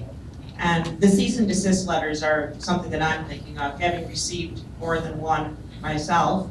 One of my favorites came in October of 2016 when I received a cease and desist letter from Mr. McCann, the building department, saying that I needed to turn off my cannons, my noise cannons at night. They were going off all night long and cease and desist make sure you make it happen. And I assume that that means I was deputized that night. Maybe we don't even need a constable because I was told to go turn off these cannons. They weren't mine.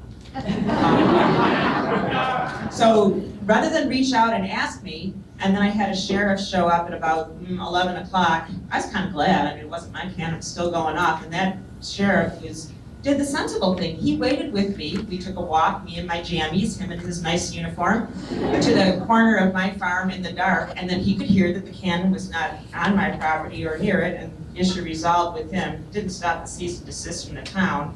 I have asked years ago for a constable's uniform since I was deputized. It hasn't shown up yet, but the cannon's been turned off. But this kind of thing seems to be a regular occurrence where the town does not ask first. It just decides what you're thinking. We have letters from the town telling us, oh, your intentions with this building are XYZ, therefore you must PDQ. No one ever asked us our intentions when we were building our production winery. The town was calling it a banquet hall. I mean, this kind of stuff needs to stop. And what we were forced to do and how our winery had to have different things than anybody else's here, it's just not equal. This town should be equal. If we're going to have even more zoning rules that are used to pick and choose to enforce against some of us and not others of us, I don't understand what the point is. Law is supposed to be equal. Justice is supposed to be blind, right? And no one ever wanted to be in a place where one person was judge, jury, and executioner. That's all I have to say.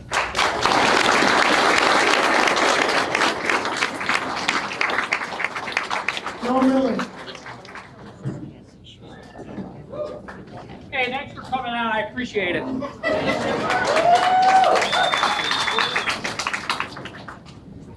Hi, everybody. I'm Joe Miller. Oh, Jesus, I don't need this fucking thing. Watch it. Now. I'm always loud, but I promise I'm not here today to attack anyone personally. Just to address the deep constitutional concerns surrounding proposed local law number 2, and obviously a lot of other things. I live in Lockport, but my family still owns land here in Cambria. And my heart is with our farmers, our local businesses, and this entire community. This law doesn't just affect us here, it sets a troubling precedent of government overreach that could ripple across Niagara County and beyond. Let's start with the foundation, the 2021 Town Comprehensive Plan. A document that was adopted is our legal guide for growth and preservation. The plan pledges to preserve our rural and agricultural character, to protect farmland as a vital economic and cultural resource, and to support agriculture, agribusiness, and agritourism without placing undue burdens on our farmers. It calls for recognizing agriculture as the backbone of our local economy, safeguarding farmland for jobs and future generations, and encouraging young people to take up farming. To make this real, the plan mandates 2 specific committees. 1, an agricultural committee to review proposals like this one. And 2, a comprehensive plan implementation committee to ensure every decision aligns with these goals and to update the town comprehensive plan yearly. Neither committee has been formed. This isn't just an oversight, it's a direct violation of the procedures the town put in place over 4 years ago. Moving forward without them leaves our community vulnerable and undermines our constitutional republic. But it's not just about local rules. New York State Agriculture and Markets Law 305A offers strong protections for farm operations within Certified Agricultural District 7, where much of Cambria lies. It prohibits unreasonable restrictions unless there's a clear public health or safety concern. And the Commissioner of Agriculture can step in to overturn any local law that crosses that line. Proposed law number 2 raises the minimum farm size from 5 to 7 acres, imposes special permits on all small operations, and enforces a whole new slew of zoning enforcements. This sets the town up for a lawsuit it is likely to lose, costing taxpayers dearly. And let's be honest, there's no state mandate for a 7-acre minimum. The town has made this choice on its own. The people have heard the supervisor and town attorney call it just an administrative update in public hearings or updating to ag and market laws on the news, and that's misleading. We've seen this lack of transparency before with Forsyth Tavern. The town botched a liquor license vote back in July, refused a certificate of occupancy without cause, and lost in state Supreme Court in 2023 for illegally revoking permits, all of which hit our wallets. This law risks repeating that costly pattern and also eroding whatever trust the town has left. The town of Cambria's Code of Ethics, established in 1930 under Chapter 10, is designed to keep our leaders accountable. It prohibits conflicts of interest, misuse of position to secure privileges, and any conduct that raises suspicion of breaching public trust. Yet we know board members own farms, farm stands, and agribusinesses, businesses that directly compete with the small operations now facing new restrictions under this law. That's a conflict staring us in the face, and a violation of the 14th Amendment Equal Protection Clause. And when the law's impact is downplayed as administrative in public hearings, it only deepens the distrust when the actual changes are revealed. The code requires a board of ethics to investigate these issues. If that board is incomplete or it's self-conflicted, especially since the board appoints its own ethics committee, and we also know there's family ties among some officials and employees, it means the town could be breaking its own ethics rule right now. But the town doesn't show you who is on the ethics board online. We need truth and transparency to restore trust, but that will never happen until we see accountability. And this law is exactly the opposite. It gives the town building inspector the ability to revoke permits without due process. That's a violation of the 14th Amendment. Threatening citizens with jail time over a new farm stand ordinance or not having your grass mowed, and apparently these other causes. I consider that cruel and unusual punishment for victimless crimes, a violation of the 8th Amendment. Citizens avoiding public meetings because they're worried about retaliation, that's a violation of the First Amendment. So a call for accountability. This vote will confirm whether the town stands for transparency and constitutional rights. Don't pass this law, form these two committees, and if you can't fix this conflict of interest, resign. Because this is not something I trust. The supervisor isn't even here. Is this a legit public hearing? I don't happen to think so.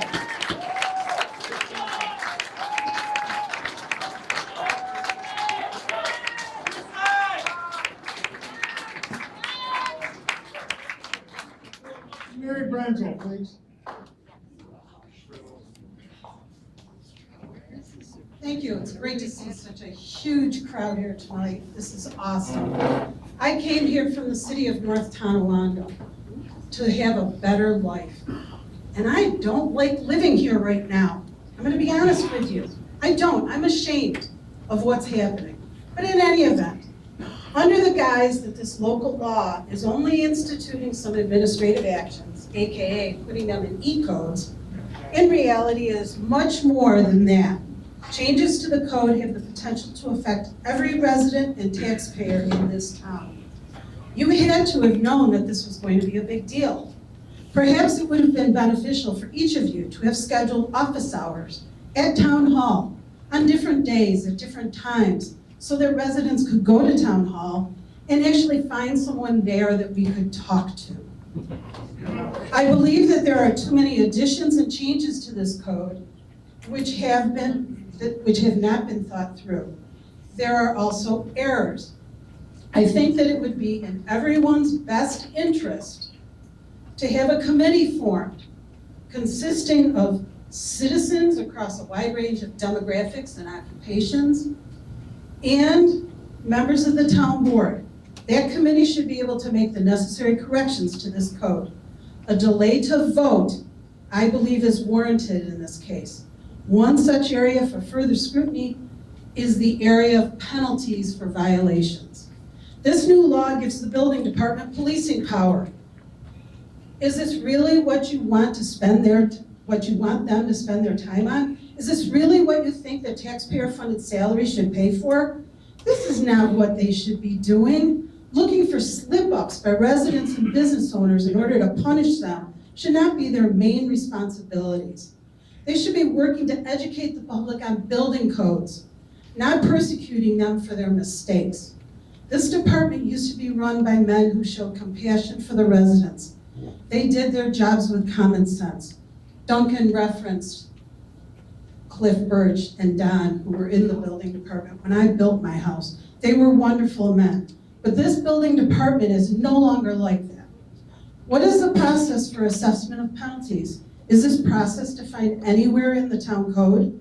What recourse do residents have against the accusations made against them by the building department? A likely result is more lawsuits against the town that you'll spend more taxpayer money on. I'm already concerned about the amount of taxpayer money that has been spent either as a plaintiff or as a defendant from somebody suing you. Spending on legal services will most likely go up above the ridiculous amounts that I'm sure have already been paid. So jail time was removed from the zoning ordinance in 2022. What made the board at that time determine that it shouldn't be included? Documented in the minutes of the February 10th, 2022 town board meeting, during the public hearing for that amending the zoning ordinance pertaining to penalties, an explanation was provided by Mr. Roberson, town attorney at that time. He stated that words such as conviction, imprisonment, and incarceration should be removed because they trigger certain rights of the defendant due to the Bail Reform Act. What has changed since then? What's the rationale for adding this back in now? We've heard of many examples of overreach from within the building department, and those examples weren't arbitrary. We've heard a lot about them tonight. Businesses seem to be the biggest target, yet now you're going after possibly all residents. Singling out certain members of our community for whatever reason is not only illegal, it's immoral. And it is discriminatory at its core. There is discrimination going on in this town. We all know that that's what's happened in the past. And when is it going to stop? You were elected by this town, but the building department was not. Enough is enough. Please do the right thing and stand up for your constituents. Think about us for once. Businesses aren't going to come here and thrive. People aren't going to want to come here. And you're going to find fewer people being happy to live here.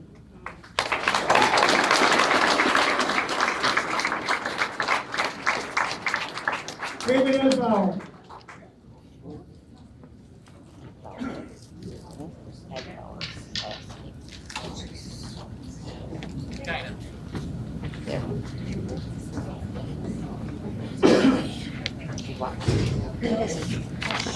Thanks, Werther. Thank you very much. I'm Dave Edbauer, 4715 Plank Road, and I agree with everything that's been said. I think the adding of criminal penalties just further adds a weapon to the zoning ordinances that I think have been proven not to be very helpful to the residents. The one thing I really would like to know is, usually when something like this goes through, there's a subcommittee that kind of helps put this all together. Usually a member of the board, maybe the supervisor and the attorney. And then there's usually a discussion brought back to the general board on some of the decisions that were made. That is not available for the public to see what actually went on. I'm assuming it went on. You guys had to make decisions at the penalty level. So, going forward, I would love to have that stuff put into the work meetings and discussed. I went to the work meeting today. Obviously, a lot went on this past month, and there was no discussion. I was hoping to see some of the board members say, yeah, I think maybe we've gone too far. Maybe I didn't realize, the 5 to 7 acres kind of controversy, but there was no discussion. So I don't know where each and every one of you actually feel on these topics, and you may vote yes, you may vote no, but I'm not going to say why, which is very important to me. So I would just encourage you guys to, on your vote tonight, if you vote, at least say why you're for or against it. I think that would be helpful come election time and having people know what they're voting for.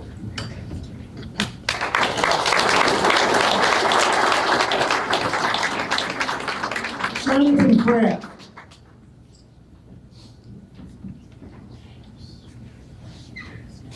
Get down in there. Get down, yeah.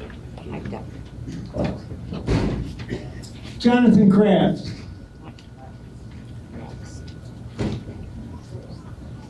Okay, I guess we're gonna move on. Joshua Newman.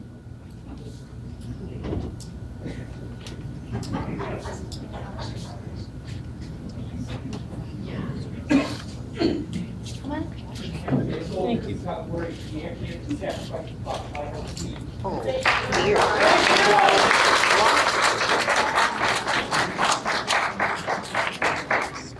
So now that we all know how the board stands, it really doesn't matter what anyone says, in my opinion, because they're gonna do whatever they want no matter what.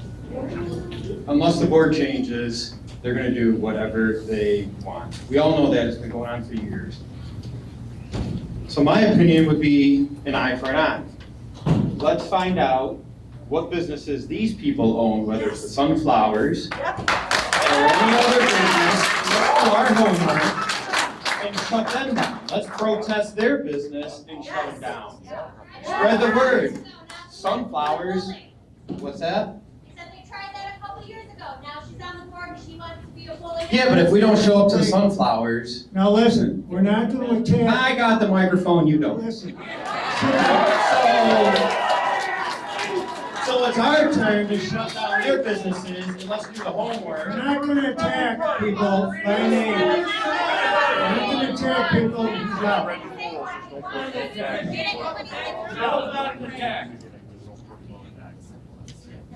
We're not intending.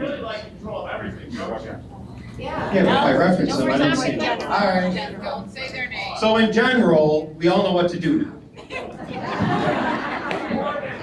An eye for an eye, it's our turn. So we know that nothing's gonna change unless the board changes. So now, let's do our part and give it, yeah, exactly. Have a show of hands, who in this audience supports this law that's going through? Just to give them an idea of what we're thinking. Nobody does. Raise your hand if you support these new zoning changes.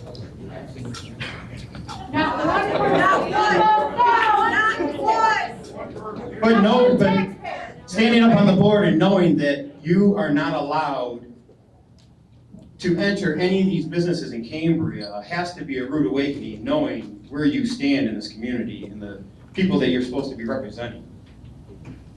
And I just think it's time, an eye for an eye. Shut them down.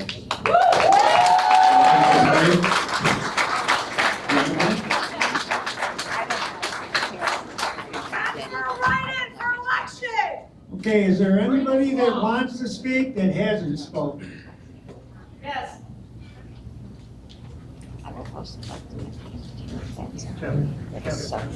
My name, sir. You didn't say my name. Okay, we'll get you next, ma'am. Any other names missing? There's 3 lists up there. Roger Renard, 3571 Lower Mountain. In 1775, the American Revolution started in response to the Stamp Act that imposed a tax for many printed items in the colonies that required using stamped paper supplied out of London. In addition, the Townshend Act attempted to tax and enforce compliance through additional regulations.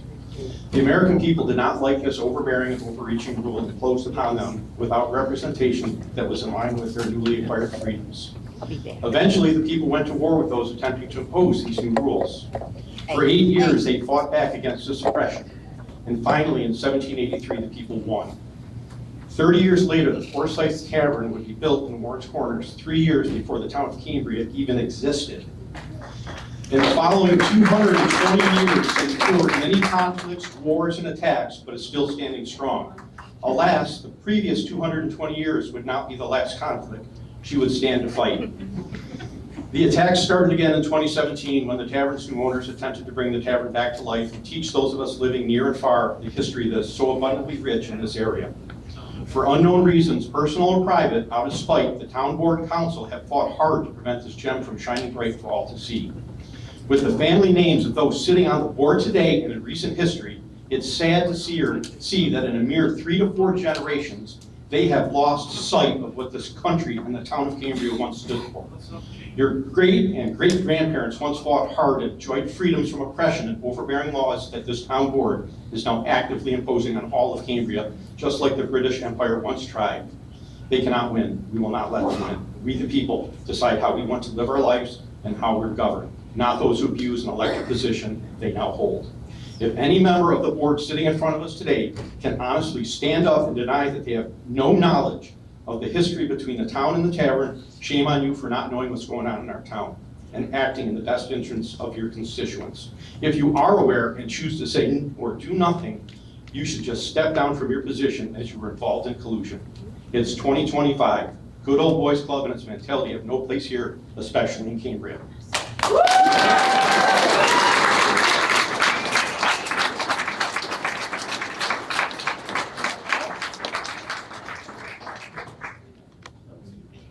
Hi, my name is Ray Gorman. I'm at 4874 Upper Mountain Road.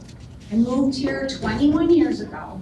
When I picked Cambria, I looked at different areas and what was allowed for farming, not farming, horses. I had a horse. I had a horse in Ransomville, and I wanted more horses. So we moved from the city of Tonawanda and bought our house in Cambria. The previous owner to me bought land from my neighbor to be allowed to have horses on the property because you needed 5 acres. I have 5.5 acres. I don't want to have to get a variance to have my horses because I bought here because I could have them. I was a mounted deputy with the sheriff's office for 16 years, volunteered, very proud of that.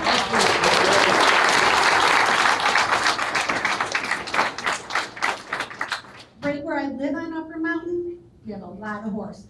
Horses across the street. Some people call it horse row. We're very proud of what we do there. My neighbors have a big horse farm. They own a lot of land. There's things in this that will affect them. I just have my own personal horses. I love having them. I take very good care. I'm a widow of almost 4 years on Monday, and it's hard for me to keep up my property, but I do a very good job of it by myself, and I do a lot of the work myself. I don't want to have to ask for a variance. I don't want to have to fear that I can't say I have a horse property anymore because I don't have 7 acres. When I sell my house, I want it to be able to be sold as a horse farm because it increases the value of my property. And that's what I built it to be, a valuable horse farm.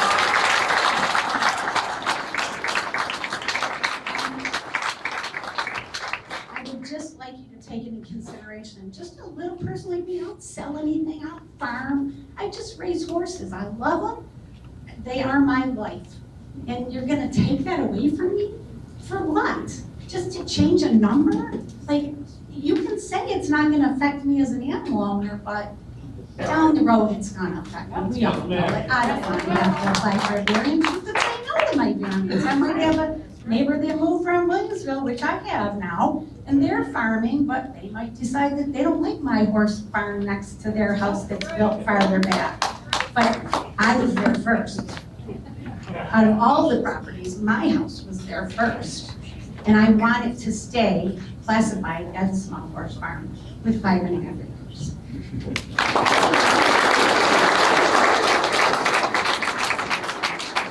Okay, is there anybody else that wants to speak? You're next.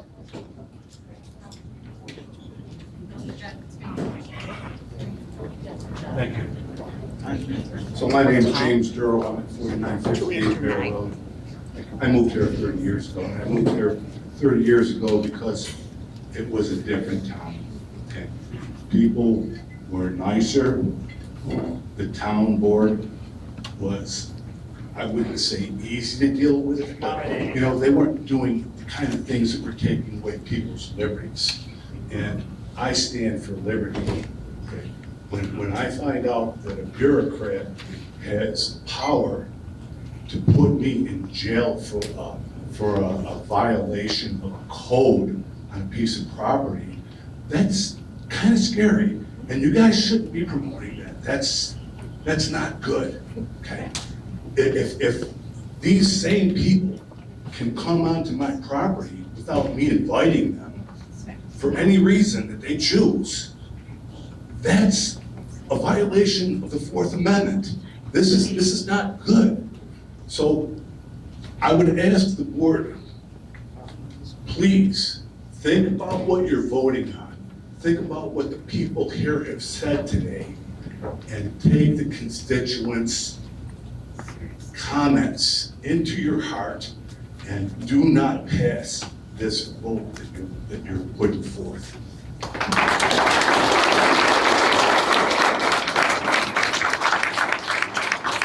Who's next? Let's discuss it. A woman over here that's waiting. Hi, my name's Jeanette Miller. I live at 5716 McKee Road. I live in Newfane. Well, when I started my journey in Newfane, I ended up in court and I had to fight for 5 years to farm on my own property on 70 acres of land in an agricultural district. And so I joined the Farm Bureau and I sat on every seat in the Farm Bureau. I see some Farm Bureau people here today. I don't know if they're going to speak on behalf for you farmers. I would hope so. I sat in the vice president and the president seat at Farm Bureau, and so during that I worked a lot with ag markets. I also sat on the state committees of Farm Bureau, and then I created my own organization to help protect farmers for a different right, but in farming. So anyway, I understand what the lawyer said, and he is correct in stating there is a part of ag and market laws that does talk about assessments, and that does require 7 acres of land. But that's not what their law is reflecting. It's too vague. You guys need to clarify that because there's multiple parts of that ag and market law. And when you state 7 acres, I'm reading it right here, 7 acres, and then in accordance as described in 301 of New York Ag and Market Law, there's different parts of that. And clearly your constituents need to know there's a difference because your right to farm is protected by being in an agricultural district.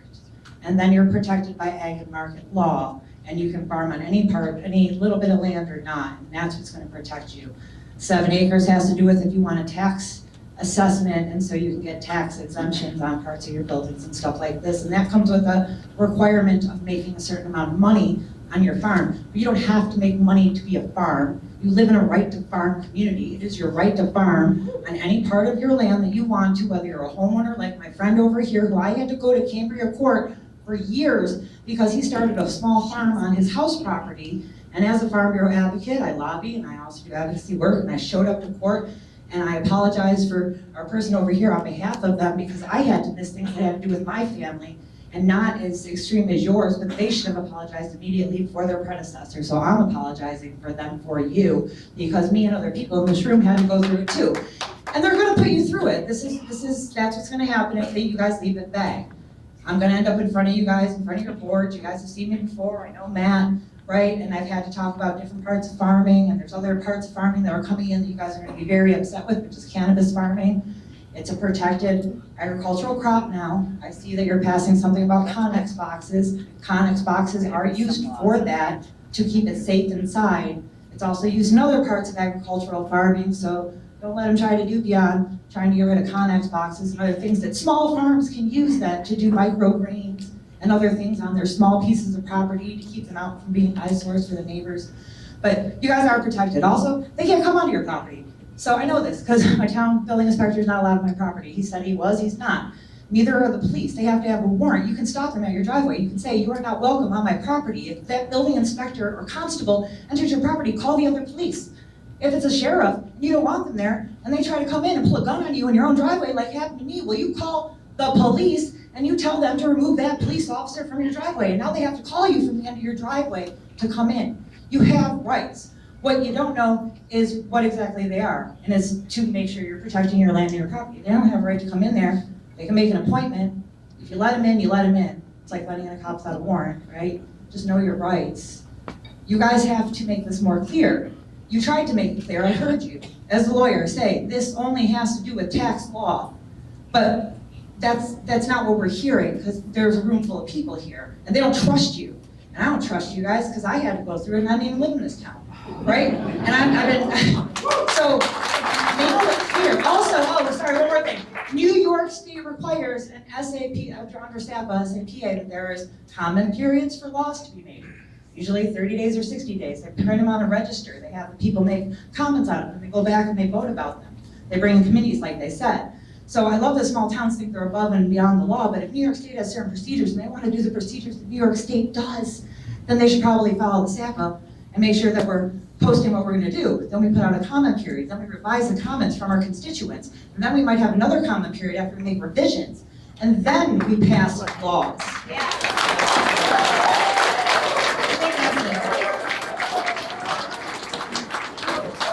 Anybody else that wants to speak? Oh, Shane's next, that's right, I'm sorry.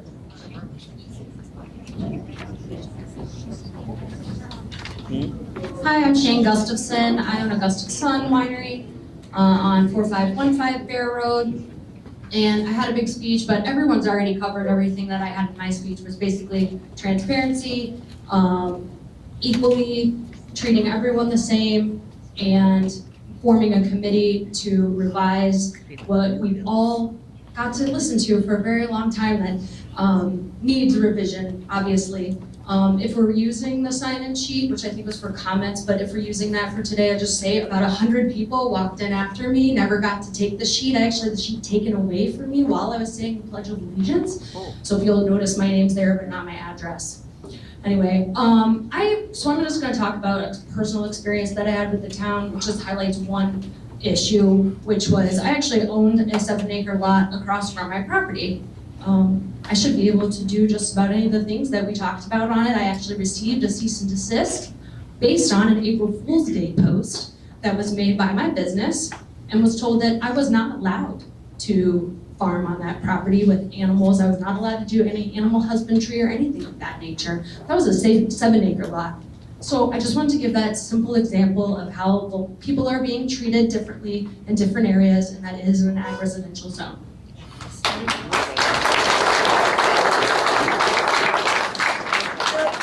This gentleman in the back's been very patient. Let's give him the mic.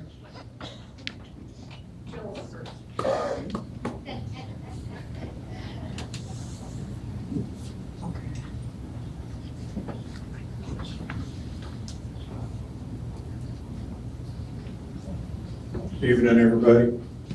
I don't think there's anybody in this room who knows who I am. Is there anybody here that knows me? Not one single person. I moved out here about 1.5 years ago from California. Northern California, we have a 500-acre ranch. We have 140 acres up in Oregon, cattle ranch up there. I got to tell you, I moved out here to run an aerospace company. And when I moved out here, I rented a house out there on Freedom Run. And lived there for 3 months looking for somewhere to buy. I bought 8.4 acres out here in Cambria because I liked it. I like the area, I like the people. And I've been to a couple town hall meetings. One of them was a constable meeting. And I gotta tell you, you folks gotta listen to the people. You gotta listen to the people here. It's a charming area. People love it. Got a bunch of people here not liking what's going on. You gotta listen to the people here, all right? They changed California, and I don't wanna see this place change. It's a nice area to keep it that way.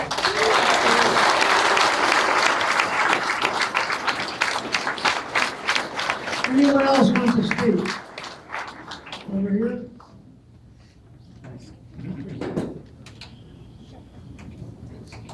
Yeah, Shirley Earl, 4423 North Ridge Road in Cambria, and we've lived there. I've lived there all my life. Our family bought the place back in 1913, something like that. And it's a farm, and it's been a working farm all that time. I think the thing I take away from this meeting tonight more than anything else is that there's a lack of understanding and communication between the town and the board and the things that are going on. I sat on the Wilson School Board for 17 years, I was a county legislator for 7 years, Rich. I remember some of the things we got into. But I think more than anything else. Oh, I'm sorry. Yeah. That better? Yeah. Okay. I think more than anything else, I take away from this that anyone who is on the board or is elected better be prepared to hit the streets, because you need to get out there and talk to people. You need to have town meetings that are not just the meetings that you have every month. I know sometimes you walk into the town meetings and you don't get that warm, fuzzy feeling that you'd like to have. And I think you need to spend more time with the constituents. Okay, thank you. That's all I have to say.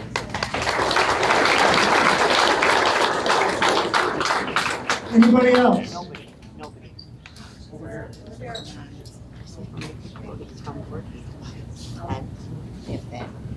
Hi, I'm Karen Krasinski. I live at 4643 Slaughter Settlement Road. I have a garden. I'm not a farmer. I'm a girl that's from the city. I've been at my home for 25 years. And as you can see, I'm against solar. I know that has nothing to do with what you're talking about right now, but I want to bring this to your attention because it's important. I went to get my mail the other day, and this was all across the front of the property across the street from me, and it says, redesignated lowland. The property right across the street from me has always gotten hay. I know that at one point, the Wassicks planted Timothy grass, so the hay is good hay. And I'm not sure, but I think that Mr. Oval owns the property. If this has anything to do with the solar panels coming in, I want everybody to be aware of it. The reason, if you can see the grass, I have this, is the town came and cut the grass down along the ditch. So it was no longer on the grass. I didn't take it from where they put it. This was all laying down and had been cut. But I want you to be aware that somebody redesignated that farm that has the hay to be lowlands. It's never been wet. And I don't know if it's significant or not for the solar, but I want everybody to be aware of it. And that's all I have to say. Then we're gonna put the back here. Are we still on number 2? Yeah. We have 10 items of the agenda, and the vote is tonight, or what? No. Yeah, they are. Good evening, members of the board. My name is Alex Sawitz, and I actually live 2 doors down. I was afraid to talk because I am afraid of retribution, because I love where I live. But I see all these people behind me, and not a single person is on board with what you're doing. And I see names on the name tags of the board members, and I know that these are farming names. We're a right to farm community, and what you're proposing, it goes against everything that Cambria stands for. I moved here because I love the farming community. I came from Williamsville. I came from all the built-up areas, and now it feels like we're losing our rights to do those things. So all I really have to say is keep Cambria, Cambria.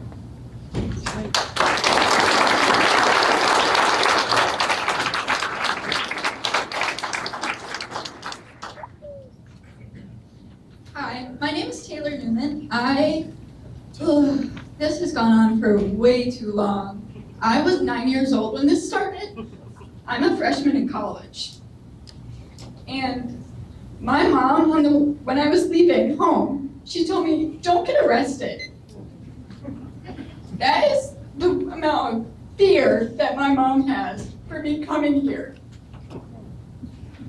And my sister, who's from Italy, didn't want to come because she's scared of getting arrested and deported. Just want to reiterate that.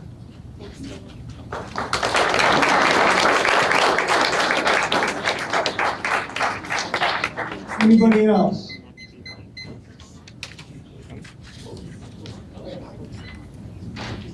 Any comments from the board? Yeah. A quick question. Where's our town supervisor? That was never answered. We're gonna get to that later in the meeting.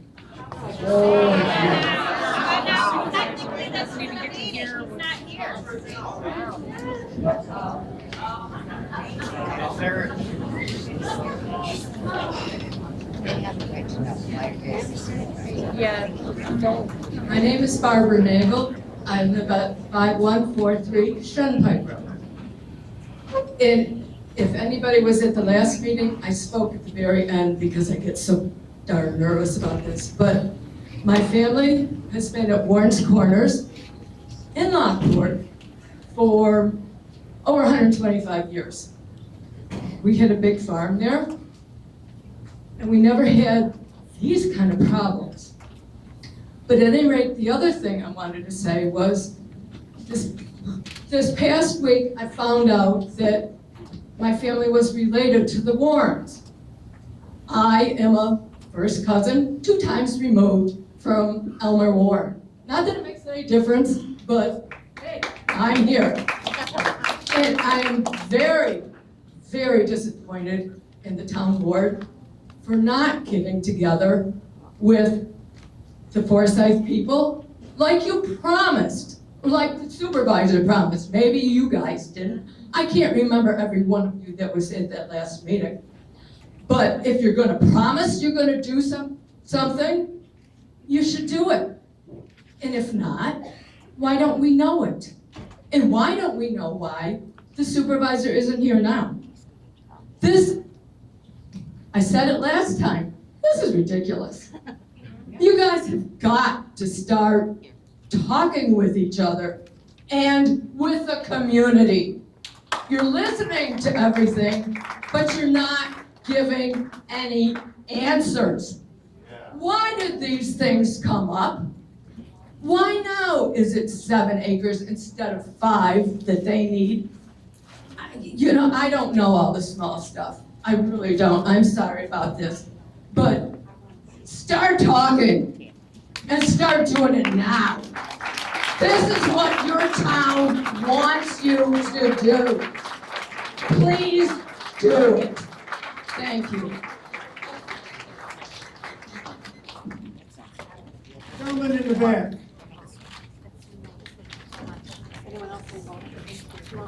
It is really hot. Hi, my name is Tyler. I live at 3571 Lower Mountain Road. I grew up in Lockport, moved here about 10 years ago. Honestly, I enjoy living in Cambria. Everyone gets to farm, they get to do their own thing. And I do think that the board that is in front of us tonight is not very transparent with its citizens. I think that they are scheming, conniving, and there's some shadiness happening. And I think that we, the people of Cambria, we need to stand up for ourselves. And how much time do I have left? 4 minutes. Okay, my name is Tyler Mayers, and I'm donating the rest of my time back to this lovely lady who was cut off without a timer.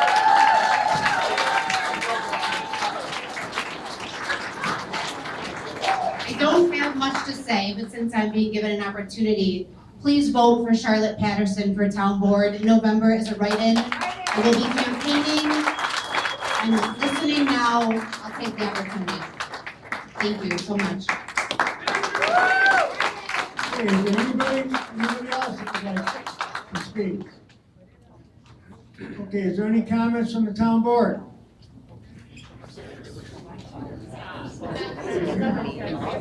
Okay, at this time, I close the public hearing on local law number 2. Next up on the docket is the public hearing on local law number 3, Connex boxes.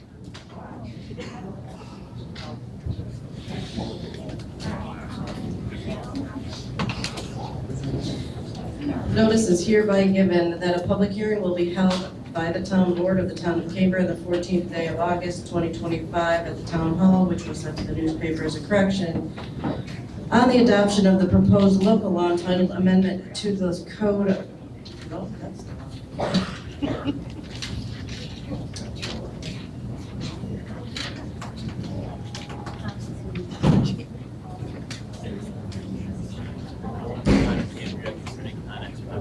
Connex boxes. I know, I have that.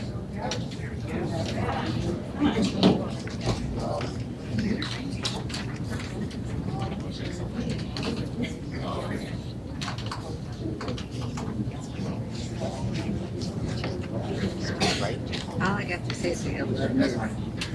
I'm nervous to listen to this. Yes. Sorry. Notice is hereby given that a public hearing will be held by the town board of the town of Cambria on the 14th day of August 2025 for the adoption of proposed local law entitled Amendment to the Code of the Town of Cambria concerning Connex boxes in abstract, which is as follows. The said local law would add a definition of Connex boxes to the zoning provisions of the town code and prohibit the non-temporary use of Connex boxes within certain zoning districts. The complete text of said proposed law is on file in the office of the town clerk and is available for the review by any interested person during business hours. At such public hearing, all persons interested will be heard.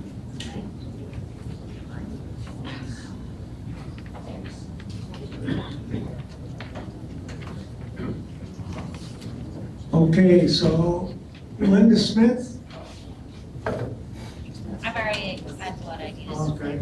okay. Shirley Erdl, No, I was talking about. okay. Is there anybody that wants to speak on the Connex boxes?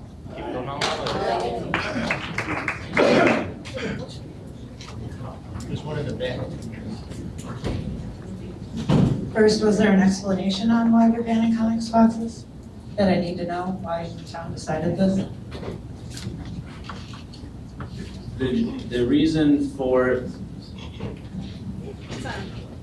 the non-temporary use, so not if you're moving that thing, when it's obviously not there on a temporary basis, the building department's concerned that it's being used as a structure. It doesn't have safety factors like a way to open it. It's because it's being used across the town as a structure, which doesn't require an inspection or Is the structure going to be exempt from agricultural uses? if it's a protected agricultural activity, yes. It is absolutely a protected agricultural activity. Everybody, Connex boxes are a protected agricultural activity. They do not have to be moved, although they are movable. You can grow microgreens in them. You can do other types of cultivation in them. They are used to have a controlled climate, to keep out pests, to keep out deer or predators. They're also used in cannabis cultivation. They're used to help keep in the cannabis smell, to keep in the light so that they're not out overnight, like in a greenhouse where lights will be out and bothering the neighbors. This is used for many different reasons, including what I just said. And cannabis is an agricultural crop. It was just passed into law this year by Kathy Hochul. It was signed. It was something that we did. So it is a protected agricultural crop, so the town is aware.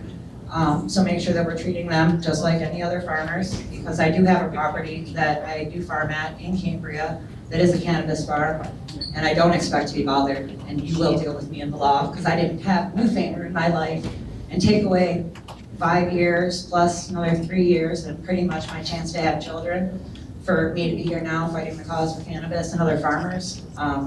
So I won't deal with it. I will not. So nice to meet you. Connex boxes protect. Maybe put that in there as an exemption under farms. Just take out the definition of farms.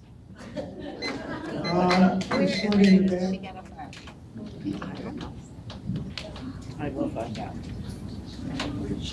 No? No, we got number 3. My name is Robin Knapp. And many, many years ago, my great-great-grandfather actually settled San Juan. Okay? And I lived here most of my life, 80-plus years. And I've never seen so many problems in my entire life. This is a wonderful, wonderful community. I have been away for a while because my daughter married and moved out into the Barry area. And so all my children could be together. I lived there too. Now, I've come back because my husband wanted to die where we were married, on Town Line Road. And I was able to do that even at the age of 80-some years old. I moved 4 barns and 2 big houses, and I came back where he enjoyed being, where I enjoyed being, and where my forefathers enjoyed being. I was treated quite nicely by the building department. However, there was only one person on the plastic board that allowed me to keep the equipment that my husband and my son bled for. We couldn't get, even though the county allowed me to have a building 90 feet long, but because my 88 acres is near the college, which I gave 10 acres to the college when I started, they wouldn't let me have my board. I had to cut my farm, and I had to sell a number of the pieces that my husband and my sons bled for. Now, I think that you all have to realize that there are people here that put their sweat and blood into the earth. And the earth is what the God darn Lord gave us to live on. Start thinking about it, okay? And make this a town that is happy to be farmers. We don't need, how many of you here are farmers? How many on this board are farmers? Show hands.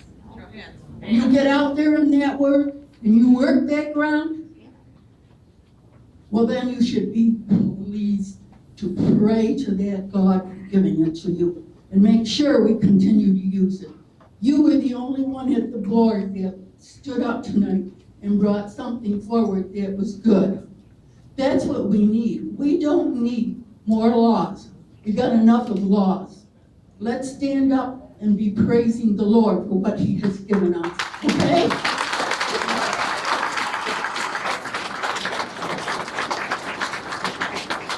Roger Palmer? Roger Palmer?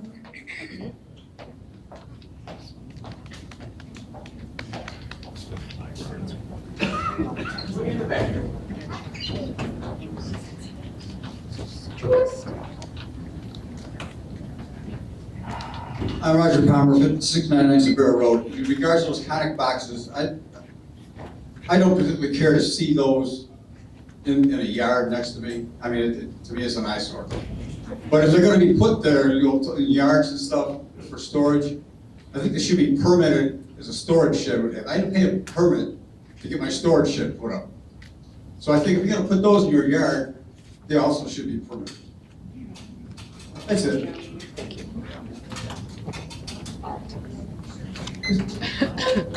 Sharon Tasner, Severa Road. Back to the boxes. I live next door to the Palmers, and this is a residential area we're in. This box is not used for any farming, storage, cannabis.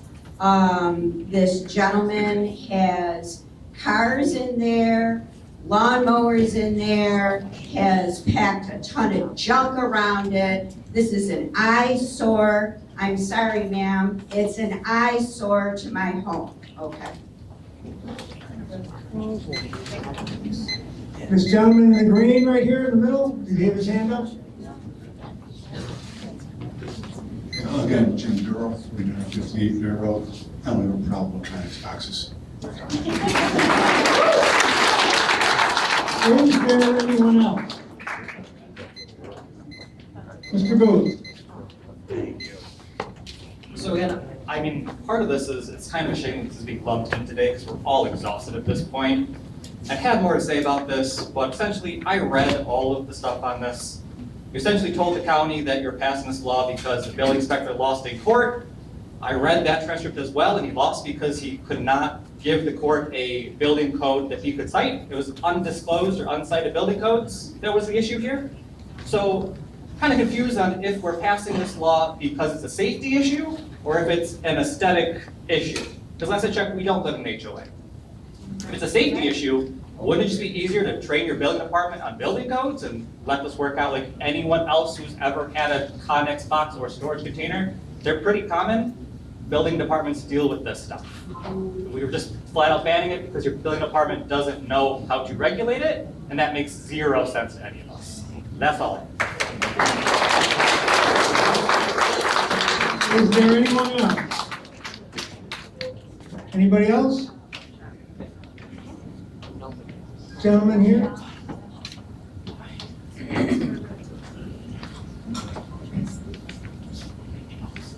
Did you say Connex boxes could be used by a farm? No, I did not. Yes, they can, they're protected. I Regardless of didn't what they say say that. in She this said law, it. I it's didn't. protected their cultural rights. So if Matt you, Miller called me. so if you're gonna tax it as a structure, what's the problem? Is the problem you said the safety? Then make a two-way latch so you can get out. If that's a problem for you to get in. It's the idea to put something in a secure, safe place. And as you know, the city is not a great safe place for anything. So why not just leave it? You're gonna tax it, all right, but the bottom line is, why can't you use it? And you don't have to put up a structure, you don't have to have the building inspector come and inspect it. And charge you by so many dollars per thousand. So why can't you just leave it that way? And it's movable. If you want it out there, you can take it out. Not that you gotta pay taxes permanently. Do we have an answer? Yes, no, no, it's still free.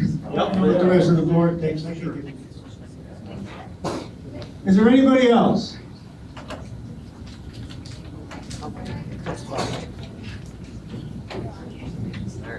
I just wanted to go back on that little comment, but wrap it with the Connex thing.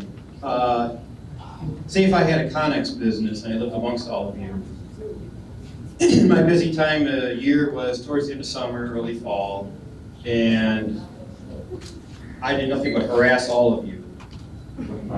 I'm pretty sure all of you would not support my business and probably do some homework on my family businesses or friends and not support them also. So I just want to clarify what I meant last time. Okay, is there anybody else? Any comments from the board? Okay, at this time, I close the public hearing.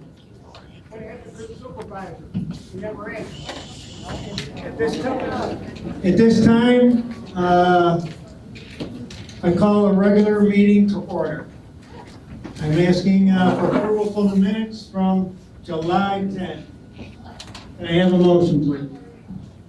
I'll make a motion to approve the minutes. Motion by Mr. Brazell, and a second by Mrs. Brockman. All in favor? Aye. Against?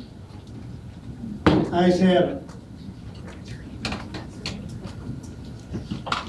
Okay, Tom Clerk, we need to read off the audited vouchers. Cemetery fund claims $5,051.54. Drainage fund, $2,341.90. Fire fund, $329. General fund claims of $102,545.88. Highway fund claims $27,114.96. Refuse, $80,968.03. Sewer operating, $2,328.68, and water operating, $18,941.26. Ask for a motion to approve the vouchers as read. I'll make that motion. Motion by Mr. Hercom. You have a second, please? I'll second. Second by Mrs. Brockman. All for? Aye. Against? The ayes have it. Wendell Engineering. So just an update, we are working on the lead service line inventory to bring the town up to date on that. And we're working to get New York State DOT approval for the Bear Road Culvert project. So that's the update on the two current projects. Okay, reports. Supervisor, on the supervisor report, Bear Ridge Solar Project. We had a call from our attorneys on Tuesday. They wanted us to know that it looks like Cypress Creek is moving forward with the project. And they do that. And that we have exhausted all of our appeals. Those of us who've been involved in this from the beginning, this is sad news. Sad news. All I can say, as a board member and living in the town and being a member of the group, that we're going to keep fighting however we can. But at this point in time, I think we need to come to a conclusion that this project might go through. The best hope we have at this point is the hope that they run out of money to build the project. There's rumors out of Washington that some of the funding's been cut. We gotta hope for that at this point. We're gonna meet with the attorney next month to see if there's anything that we can do. That's what I got on it. The state just overrides you. Okay, town clerk. Town clerk, total receipts for July, $31,932.25. Building inspector report, total receipts for July, $1,892.50. Estimated value for construction is $372,925. All correspondence that have been received have been distributed. I have a request from the Cambria Volunteer Fire Company to add Kenneth and Danielle Dillon from Albright Road, Ransomville, to the active roster, pending receipt of physical form, and a request to remove Jamie Bordeaux from Marjorie Drive from the active roster.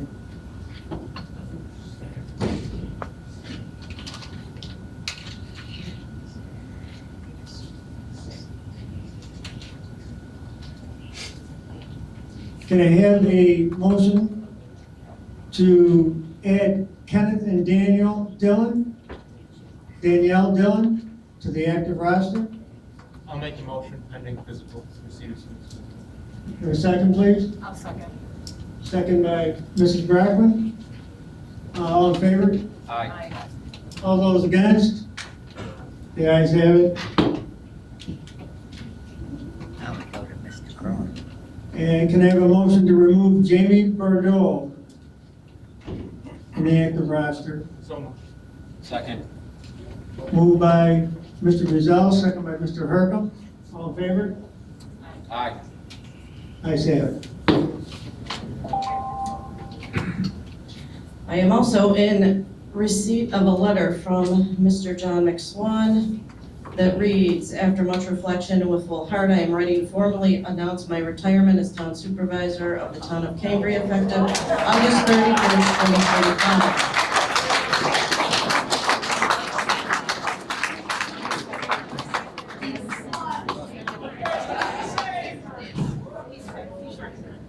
Mr. McSwan is also having some medical issues, so.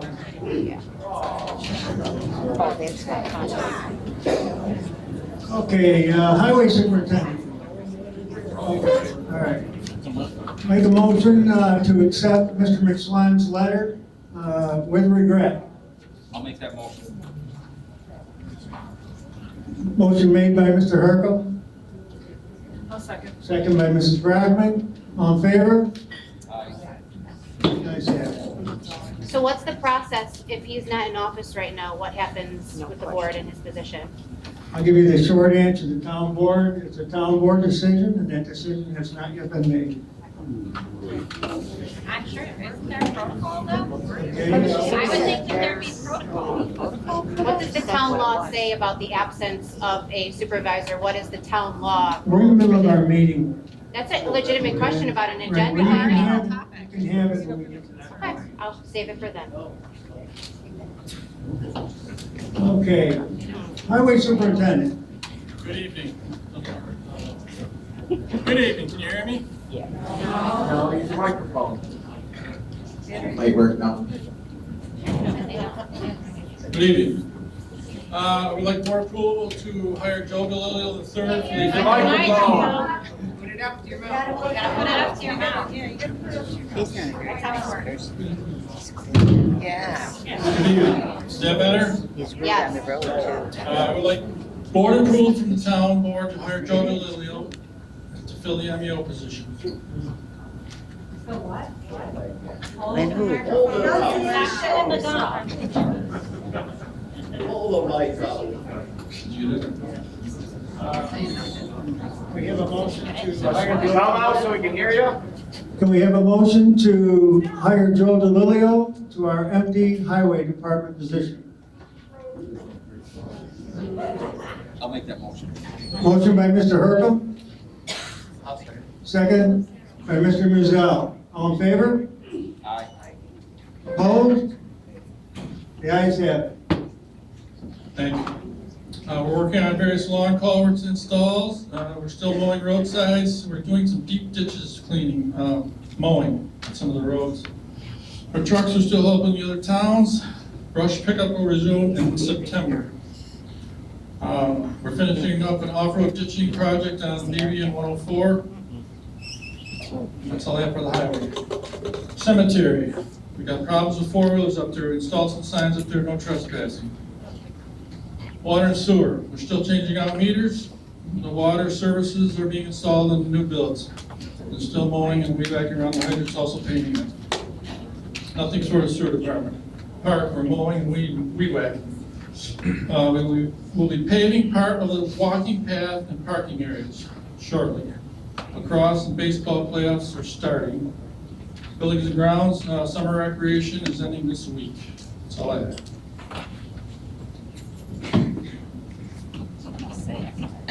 Attorney. Okay, new business. Local law number 2, asking for negative declaration on secret. You make a motion? We're just gonna open it up for a motion. Motion on local law number 2. That was number 2. If the board is considering taking no action, then should take no action on secret and secret.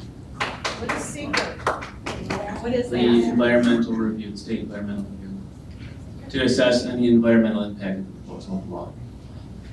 I'll make a motion to table local law number 2. Thank you. That just means we need to come back next Mr. month. Mr. Hercom, seconds. All in favor?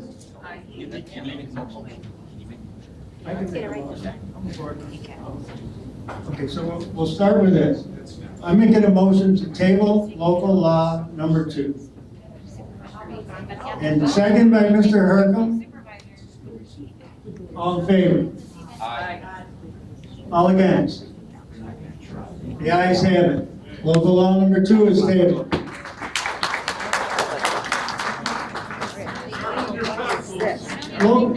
Local law number 3, we're gonna make I'm gonna make a motion to table that also. Second by Mrs. Brackman, all in favor? All against? The ayes have it, both local laws are tabled. Procurement. Steve? You need a mic?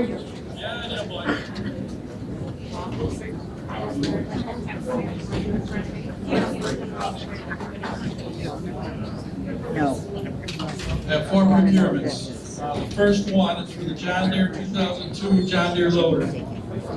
It's emergency purchase for the coolers on it, $7,985.34. The board approval to purchase those radiator coolers. So moved. Second. Moved by Mr. Mazel, second by Mr. Hercom, all in favor? Aye. Aye. Against? The ayes have it, it's approved. Second one is for the cemetery, Fox Fence is sole provider. On the east side of the cemetery in Pekin, it's $4,931.25. Could I have a motion, please? Motion to approve. Motion approved by Mr. Hercom, I'll second. second by Mrs. Brackman. All in favor? Aye. All against? The ayes have it, motion's approved. Third one is from striping of the roads. They're on Niagara County bid, that's over our procurement policy, that's $5,810.56. Could I have a motion on that, please? So moved. Moved by Mr. Mazel, Second. second by Mr. Hercom. All in favor? Aye. All against? The ayes have it, approved. Last one is for a bid from Niagara Precast. They're lower than the county bid for culverts, under Bear Road, the viaduct, and the railroad tracks there, the culverts are all rotted out, they're shot. So we'd like to replace them this before winter. The price on that is $9,481.10. Could I have a motion to approve, please? I'll make the motion. Motion by Mr. Hercom, second by Mrs. Brockman. All in favor? Aye. The ayes have it. That's all I have, thank you.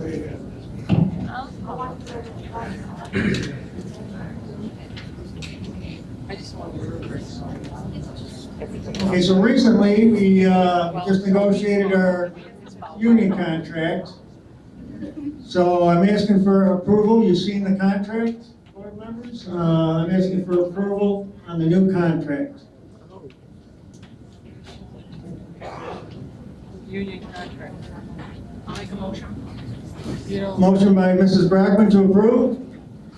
Second. Second by Mr. Hercom. All in favor? Aye. All against?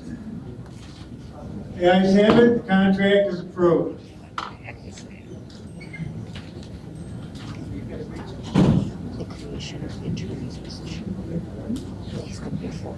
Next on the agenda is to authorize to create an attorney position for the town.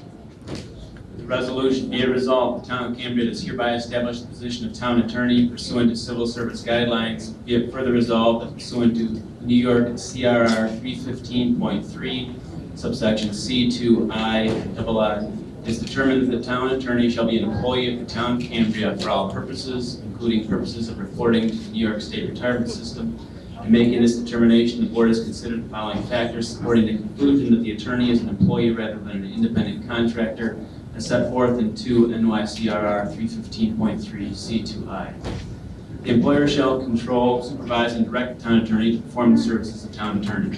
This supervision shall not limit it to result, but as to how assigned tasks are to be performed. Specifically, the town attorney shall continuously be advised as to the specific actions that need to be taken, including the promulgation of laws, resolutions, etc. When the town attorney prepares matters for the board, they shall be reviewed and accepted either by the board as a whole or by the supervisor as his or her direct supervisor. This shall include drafting legislations, negotiations, interaction with agencies, interaction with outside consultants, review contracts, etc. Further, the town attorney shall be assigned to perform specific tasks, including advising the town planning board, advising the town zoning board of appeals, and shall direct when and how the town attorney is to perform these tasks. The town attorney shall be directed to appear at other meetings and conferences to accompany officials and to perform other tasks. Now, the town attorney shall be a licensed professional and have specialized training. The town attorney shall perform the town attorney's services, subject to the supervision of and in a manner described by the board. The town attorney shall further be directed to perform other services, including making himself or herself available at all times to the department leads and other employees who may need legal advice in connection with their services in the course of their employment by the town of Cambria. The town attorney shall report to the town supervisor during the course of each workday. The town attorney shall receive instructions as to work to be performed on a daily basis by communication with the supervisor or board members acting on behalf of the board. When questions arise as to work requested by other employees of the town, it shall be the town attorney's obligation to disclose the same to the supervisor. If there is any question as to the manner of performance or whether the request should be complied with. In every case, the town attorney's decision shall be subject to the review of the town supervisor and the town board. The town attorney may not take any action which is not acceptable to the town supervisor or town board. The town attorney's hours shall be set as minimum hours, 30 hours per week. The office hours shall be 6 hours per day with meetings, board conferences, etc. outside of said office hours applied. The employer of the town shall maintain the time records for the attorney. The town attorney shall be required to keep time records and to submit them to the supervisor's secretary. The town board has established a formal job description which is adopted by the board, which will be filed with the Niagara County Civil Service Commission. Further, the town attorney shall be, as a result of the establishment of the office of town attorney, an officer of the town of Cambria pursuant to section 20 of the New York State Town Law. The action is being taken by the board specifically to cause the town attorney to become an employee as opposed to being an independent contractor attorney for the town. This shall stabilize legal expenses by establishing a fixed annual salary for the attorney and to establish a position of town attorney as a town officer and town employee. It is the reasoned expectation of the town of Cambria that a substantial amount of money will be saved respectively by taking this action. The town of Cambria, pursuant to the town of Cambria employee handbook, is authorized to prepare performance evaluations for all employees. The town shall treat the attorney the same as all other employees. The town board shall require that the town attorney attend training by attending municipal law related courses sponsored by continuing legal education. It's expected that the town attorney attend either Association of Towns training sessions or Planning Federation training sessions and attend other continuing education seminars relating to municipal law. The town of Cambria shall provide permanent workspace and facilities, specifically an office space, office furniture, utilities, and town instruments, a town hall for the town attorney to perform the town attorney's duties. The town of Cambria shall provide the town attorney with equipment and support services, including computer, telephone supplies, and by contract clerical assistance. The town attorney shall also be authorized to utilize town clerical personnel for information and assistance as required. The town attorney shall also be supplied with research materials. The town of Cambria does not currently have a union contract for department heads. The town attorney shall be paid a salary through the town of Cambria payroll system.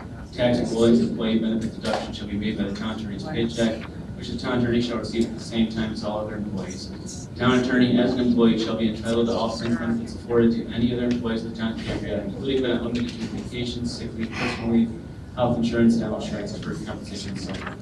This board has also considered factors to support inclusion that an individual is an independent contractor and not an attorney, as set forth in 2 NYCRR 315C22. The town attorney shall not have a personal employment contract with the town which will act solely as town employee. Services of the town attorney shall not be paid through submission of a voucher. The town attorney shall be paid by payroll as all other town employees. The town attorney shall not be authorized to hire others at the town attorney's expense or third-party expense to perform the work of the town attorney. The town attorney shall perform all services of town attorney himself or herself. As with all other town employees, the town attorney shall be allowed to maintain outside work and provide services of similar nature to the public, so long as it does not interfere or conflict with the town attorney's duties as town attorney. Such services may only be performed when not on duty as town attorney. The town attorney's firm may perform municipal services for other employers, so long as the services do not conflict or interfere with the town attorney's services as town attorney. However, the attorney may not be an employee of any other public entity. The town attorney is an official in the town of Cambria as established by New York Town Law Section 20. Furthermore, the town attorney's firm by contract shall provide secretarial services for the town attorney.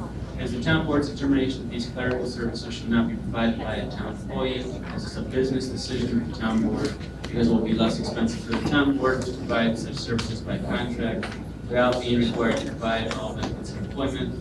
Having taken into consideration all these factors, as well as the presumption contained in subparagraph 3 relating to the utilization of the town attorney's firm to provide isolated legal services to the town, it is this board's determination that the town attorney shall be an employee and not a consultant or an independent contractor. Accordingly, it is hereby determined the town attorney of the town of Cambria shall be an employee of the town, and the town board hereby establishes the position of the town attorney. What's the salary? Can I ask a question? Salary. Can I ask you a question? We need a motion on the resolution to hire the town attorney. To create the position of the town attorney. Motion by Mrs. Grafman. Don't you guys think Can we I have a should second, fund please? that? I mean, we don't even have a supervisor right now.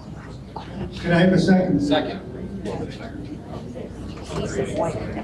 Second by Mr. Hercom. All in favor? Aye. Against? Town attorney to defend. Attorney? Yes. Can I ask a question?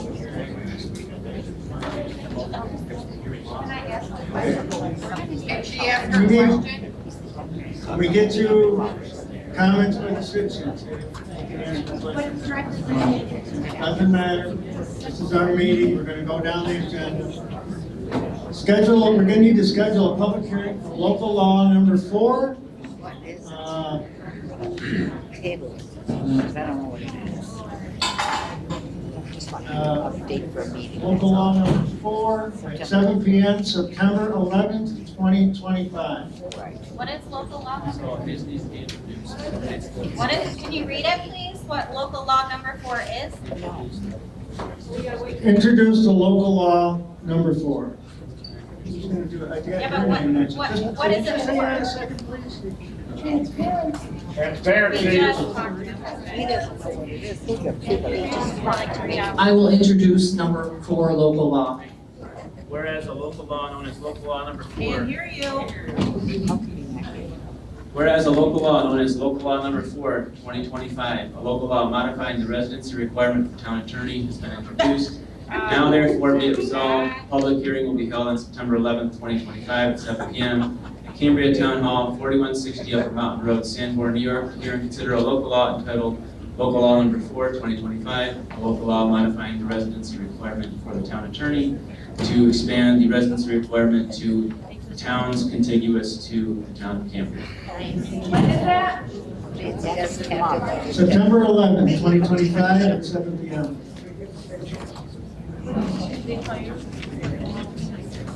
Can I have a motion on local law number 4, please? Calling for a public hearing. I'll make the motion. Motion by Mr. Hercom, second by Mrs. Brockman. All in favor? Almost done. Against? No. The ayes have it. Why are we almost done? Under additional matters, do we have the citizens up near the racetrack that wanted to come and speak? Right here. You got the floor.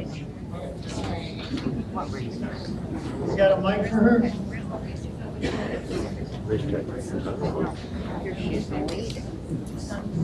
Hi, my name is Mary Beth Lorenz. I live at 3046 Upper Mountain Road, and I'm here with all of my neighbors surrounding the residents at 3049 Upper Mountain Road, right next to the cemetery where all of the ATVs have been traveling in and out, all right?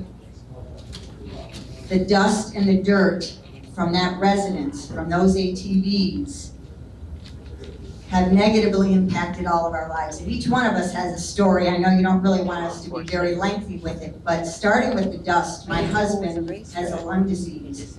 We can't have clean windows, we can't have a clean car, we can't sit outside, okay? One child, one girl coming out of middle school is little by little, year by year, tearing down that beautiful neighborhood, that beautiful historic, once historical residence, okay? We feel the houses have depreciated because of this. I'm surprised that you have it on the agenda as a racetrack because your building inspector disagreed with me. He said it was not a racetrack. I don't care if you call it a racetrack, a dirt track, a trail, an ATV, whatever it is, it should not be around the front of the yard. Constant menacing, noise from engines, profanities. I can repeat these profanities if you'd like. Okay, because we've been hearing them all summer and it's pretty serious, okay? Now we're bringing in kids from, now she's been doing this 4 years. Now there's other kids from other neighborhoods. The corner of Bear and Upper Mountain Road, those ATVs at that house, they are at my house. They are right across the street from my house. We've had the sheriffs repeatedly, especially these last 2 weeks, okay? Harassment, Yvonne, tiny Yvonne was harassed by that girl on the four-wheeler, buzzing around her, screaming profanities that I don't want to repeat to you. Okay, we can no longer walk in the cemetery because we don't feel safe. She can't walk her dog. We all have relatives in that cemetery. All of us. We should all feel safe. I know you put signs, I know you're gonna put additional fencing. But the people coming and going through the cemetery to the Dolan property, often carrying a child. Okay, there's a child riding around periodically on the back of that ATV. None of them have helmets. I don't even know if they have certificates. But it's a private residence. So we have to ignore, and at all of our expense, eat their dust. Sheriffs have been called many times. Construction debris in front of their yard. Beautification, what happened? What happened to our beautiful Pekin?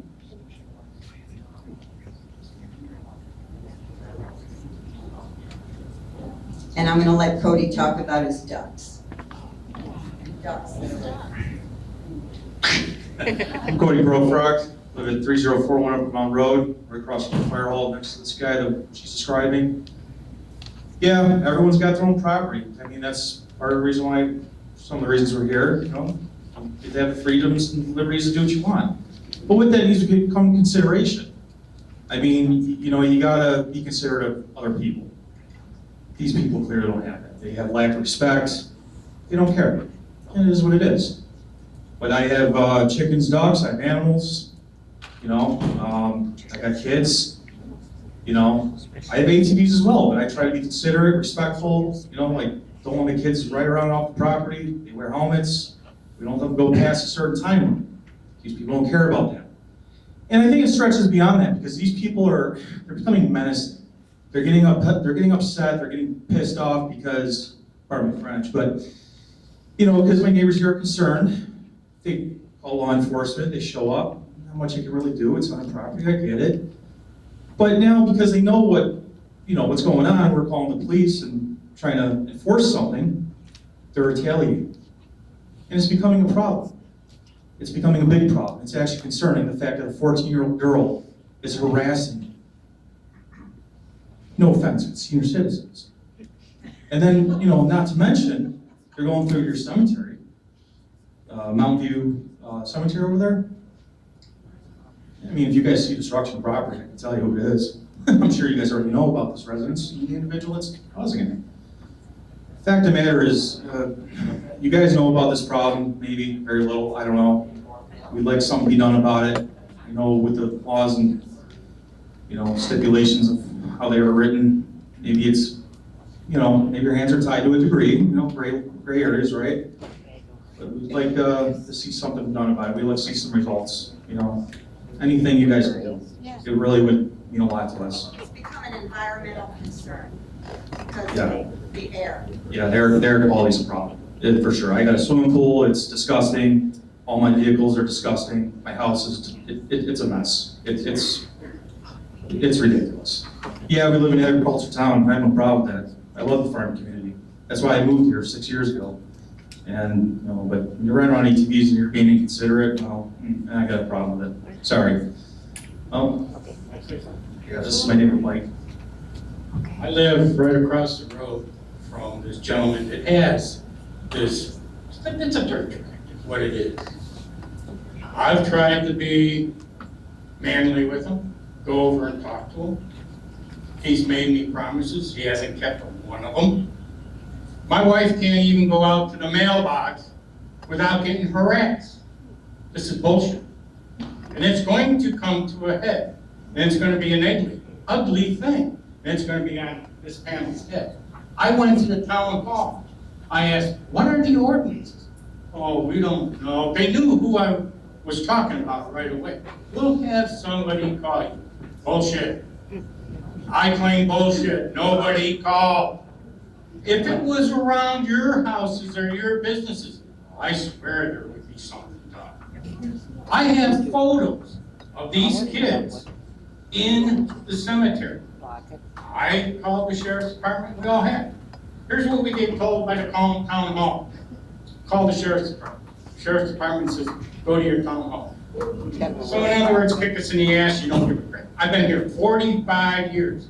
I saw the Milky House, which was historical. David Hahn bought it. He had to get a permit because he had German Shepherds. He had to have a kennel license. This son of a bitch can ride around, destroy people's property, depreciate our homes, and nothing's being done about it. He can burn. I understood that there's a burning ordinance. Can anybody clarify that?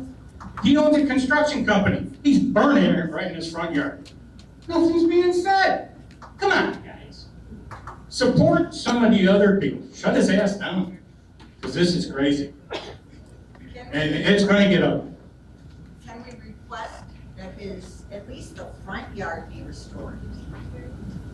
At least the front yard be restored and maintain, the ATV stay in the backyard. I mean, why circle the entire property? Kicking up all that dirt and dust everywhere and attracting other kids. Oh yeah, there's many bikes racing up and down the roads now. The sheriff got their hands cut. I mean, the guy, I walked with the guy, talked with him, with the sheriff. We had an understanding. As soon as we left, the sheriff goes, he's not gonna remember a damn thing he said. And he did. And the next day, my wife gets arrested.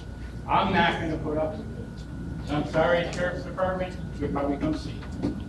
I'm not gonna put up with it. Why should my wife at 71 years old, can't even go to the damn mailbox? Somebody explain that to me. Can anybody?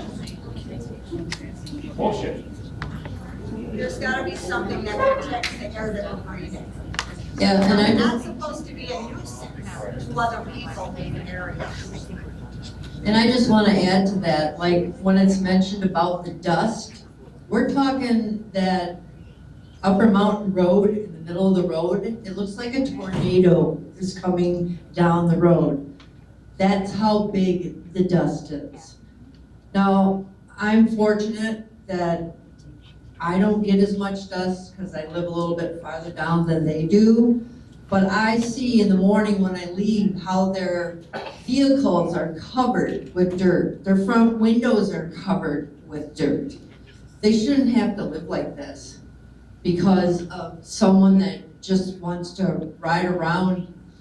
And when she does drive around, sometimes she has these little kids on the back of these four-wheelers. And that's crazy. And they're blasting through the cemetery. If one of those little kids falls off, breaks their neck or their head or something, I mean, that, well, that's not right, but I don't know. There's a lot going on over there and someone needs to be there and put their foot down. We just had the sheriffs there the other night. Yeah, well, that's not the first time, but yeah. And they just don't care. The child is unsupervised. Dad works, takes off to Lackawanna all weekend, days and days. Leaves her alone. That's next. No helmets. They're not saying anything. And does the board have anything to say to them about what they're saying? They're just. Right, I met with Mrs. Lorenz. Yeah. Right after I met with her, I met with the sheriff. Okay. Okay? We're having a hard time trying to figure out what to do with the personal property, but for the cemetery, we put up no trespassing signs. We have additional fence ordered for that. And we've got the sheriff, or the law enforcement, was supposed to go to the house. You know, other than that, I think our hands are tied. So by putting up the no trespassing signs, that gives the town leg in court in order to. We're trying to do something there, but we have to catch these people and put somebody else. Yep. Okay? Is there a noise ordinance? Yes. Yes, there is. I don't know if there is. Yes, there is. There is a noise ordinance. And I can tell you what it says. Yes. There is a count up until a certain time, however, if the noise is a nuisance to the. We'll continue to investigate as we move along, okay? But for now, we've got this going and we're hoping that's gonna take care of the issue. Can I just ask you a question? Can the attorney look into a state law on it if these people are on that property and they are not owners of that property? If they're bringing people in from other areas, their friends or whatever? I mean, we own property in Florida, and in Florida, if you don't own the property, you are not allowed to ride on the property. And it might be that way here in New York too. Certainly, I'm aware of this now. I became aware of it very recently. We're going to look into what kind of latitude there is, since it's sort of a hybrid private-public nuisance, because it's got public property, it's got private property. We're going to have probably less ability to really try to police the private property. We're going to take it seriously. We're going to figure it out. But I'm going to say that no matter what course of action is taken, it's going to require people with first-hand knowledge. So you're going to have to attest to what you saw and when, because there's a burden of proof issue, which I think is the law enforcement side too. For them, they have to prove beyond a reasonable doubt. They need so unless they witness it happening with their own two eyes. That's the problem. We have all kinds of pictures. They keep telling us, they pictures. As long as you understand that if action is being able to be taken, it's gonna be your testimony and your participation, it's gonna really drive it. So we'll look into exactly what that could look like. Just know that you're gonna have to probably sign affidavits and things of that nature. Just want to prepare you that that's more than likely what will be needed to try to take action. It sounds like you're willing to sign. Cease and desist. How's that? Thank you. Okay, so next is citizen comments on the agenda items. On agenda items, you got a comment on today's agenda? I understand. Mrs. Booth?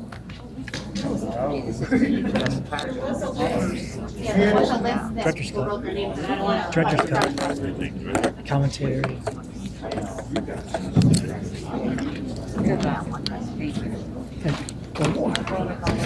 Awesome, thank Put you. it on my chair. Put it on my chair. What's that? Oh, I see. Hi, it's me again. I guess where I'm standing now is I'm really rather concerned that we don't have any information on how we're going to go about having a replacement supervisor. Has one of you been sworn in as our temporary supervisor? Is our hearing even a hearing today without a supervisor? I'll answer your comment. We've looked into this and it's a town board decision. It's a town board vote. It's a town board decision. We haven't done that yet. We just got John's retirement information a day or two ago. We haven't had time to act on it. We'll be acting on it shortly. But, so maybe this is for the town attorney, the votes that were done here tonight, because we didn't have a supervising supervisor. Well, I'm the deputy, so. Okay. There's a quorum. Okay, that's what I was asking. Who's next? Charlotte, did you want to speak? Was your name on here? Yes, it is. I am delivering today to the Board of Ethics a formal request for an investigation into Councilman Randy Roberts. On July 10th of this year, during a public meeting, Councilman Roberts stated that he would quote us, and then gave a statement that was a completely false quote, and delivered it with intent to harm myself, my family, and my business. The actual words from a recorded meeting on September 18, 2024 were simply, he's making a discrimination case. There was no mention of a lawsuit, no threat, nothing even close to the claim that the deputy supervisor has made. This is a deliberate misrepresentation in a public forum. It damages public trust, it misleads residents, and it violates the town's own code of ethics. I will provide the audio recording, the meeting video, and any other information that may be needed to complete this investigation.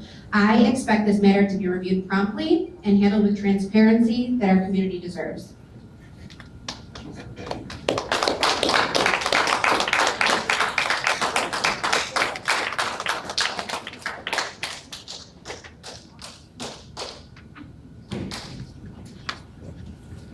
Let's see, Nancy McAllister.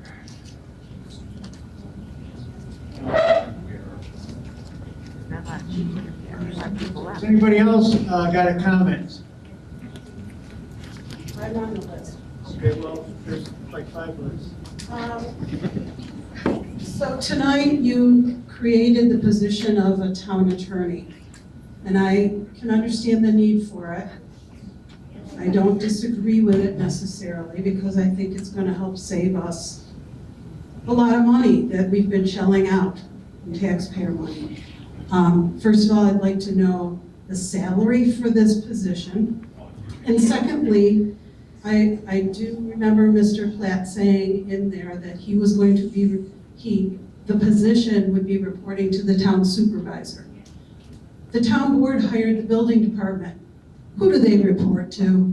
Because they're running rampant in this town. Thank you.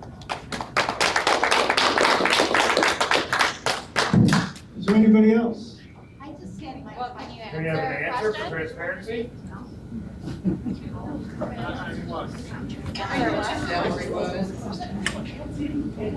We're just accepting comments. Okay. Will you give answers at the next meeting? put those questions into the. I'm not answering this question. Of course not. I guess my question was, how much are we saving? You said it's a savings, but what is the savings between just having an attorney call in or hiring an attorney? And is it a conflict of interest if the attorney reports to the supervisor and the board members as an employee rather than to the people? The reason for the resolution is to differentiate, in order to create the position, you have to differentiate between an employee and an independent contractor.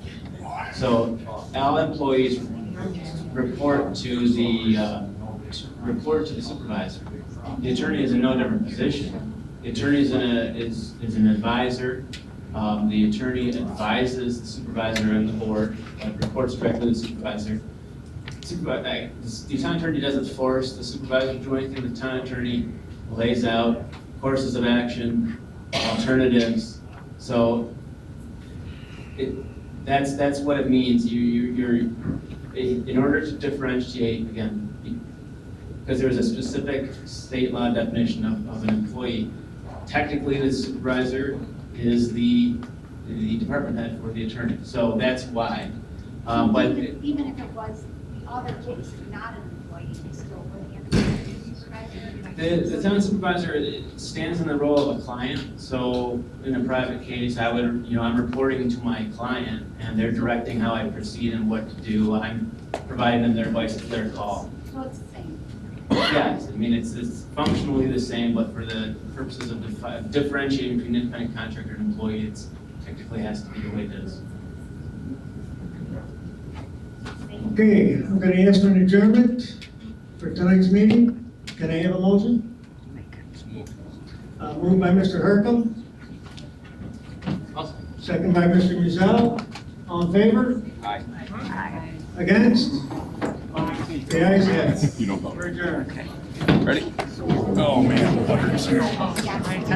got it? On my feet now. Hey, thank you very much for showing up tonight. There's a lot of stuff that was going on tonight, and I got really far down that rabbit hole. So this isn't gonna just end tonight. This needs to be worked on for the months to come. They're not gonna change. They're gonna go right back to the old way.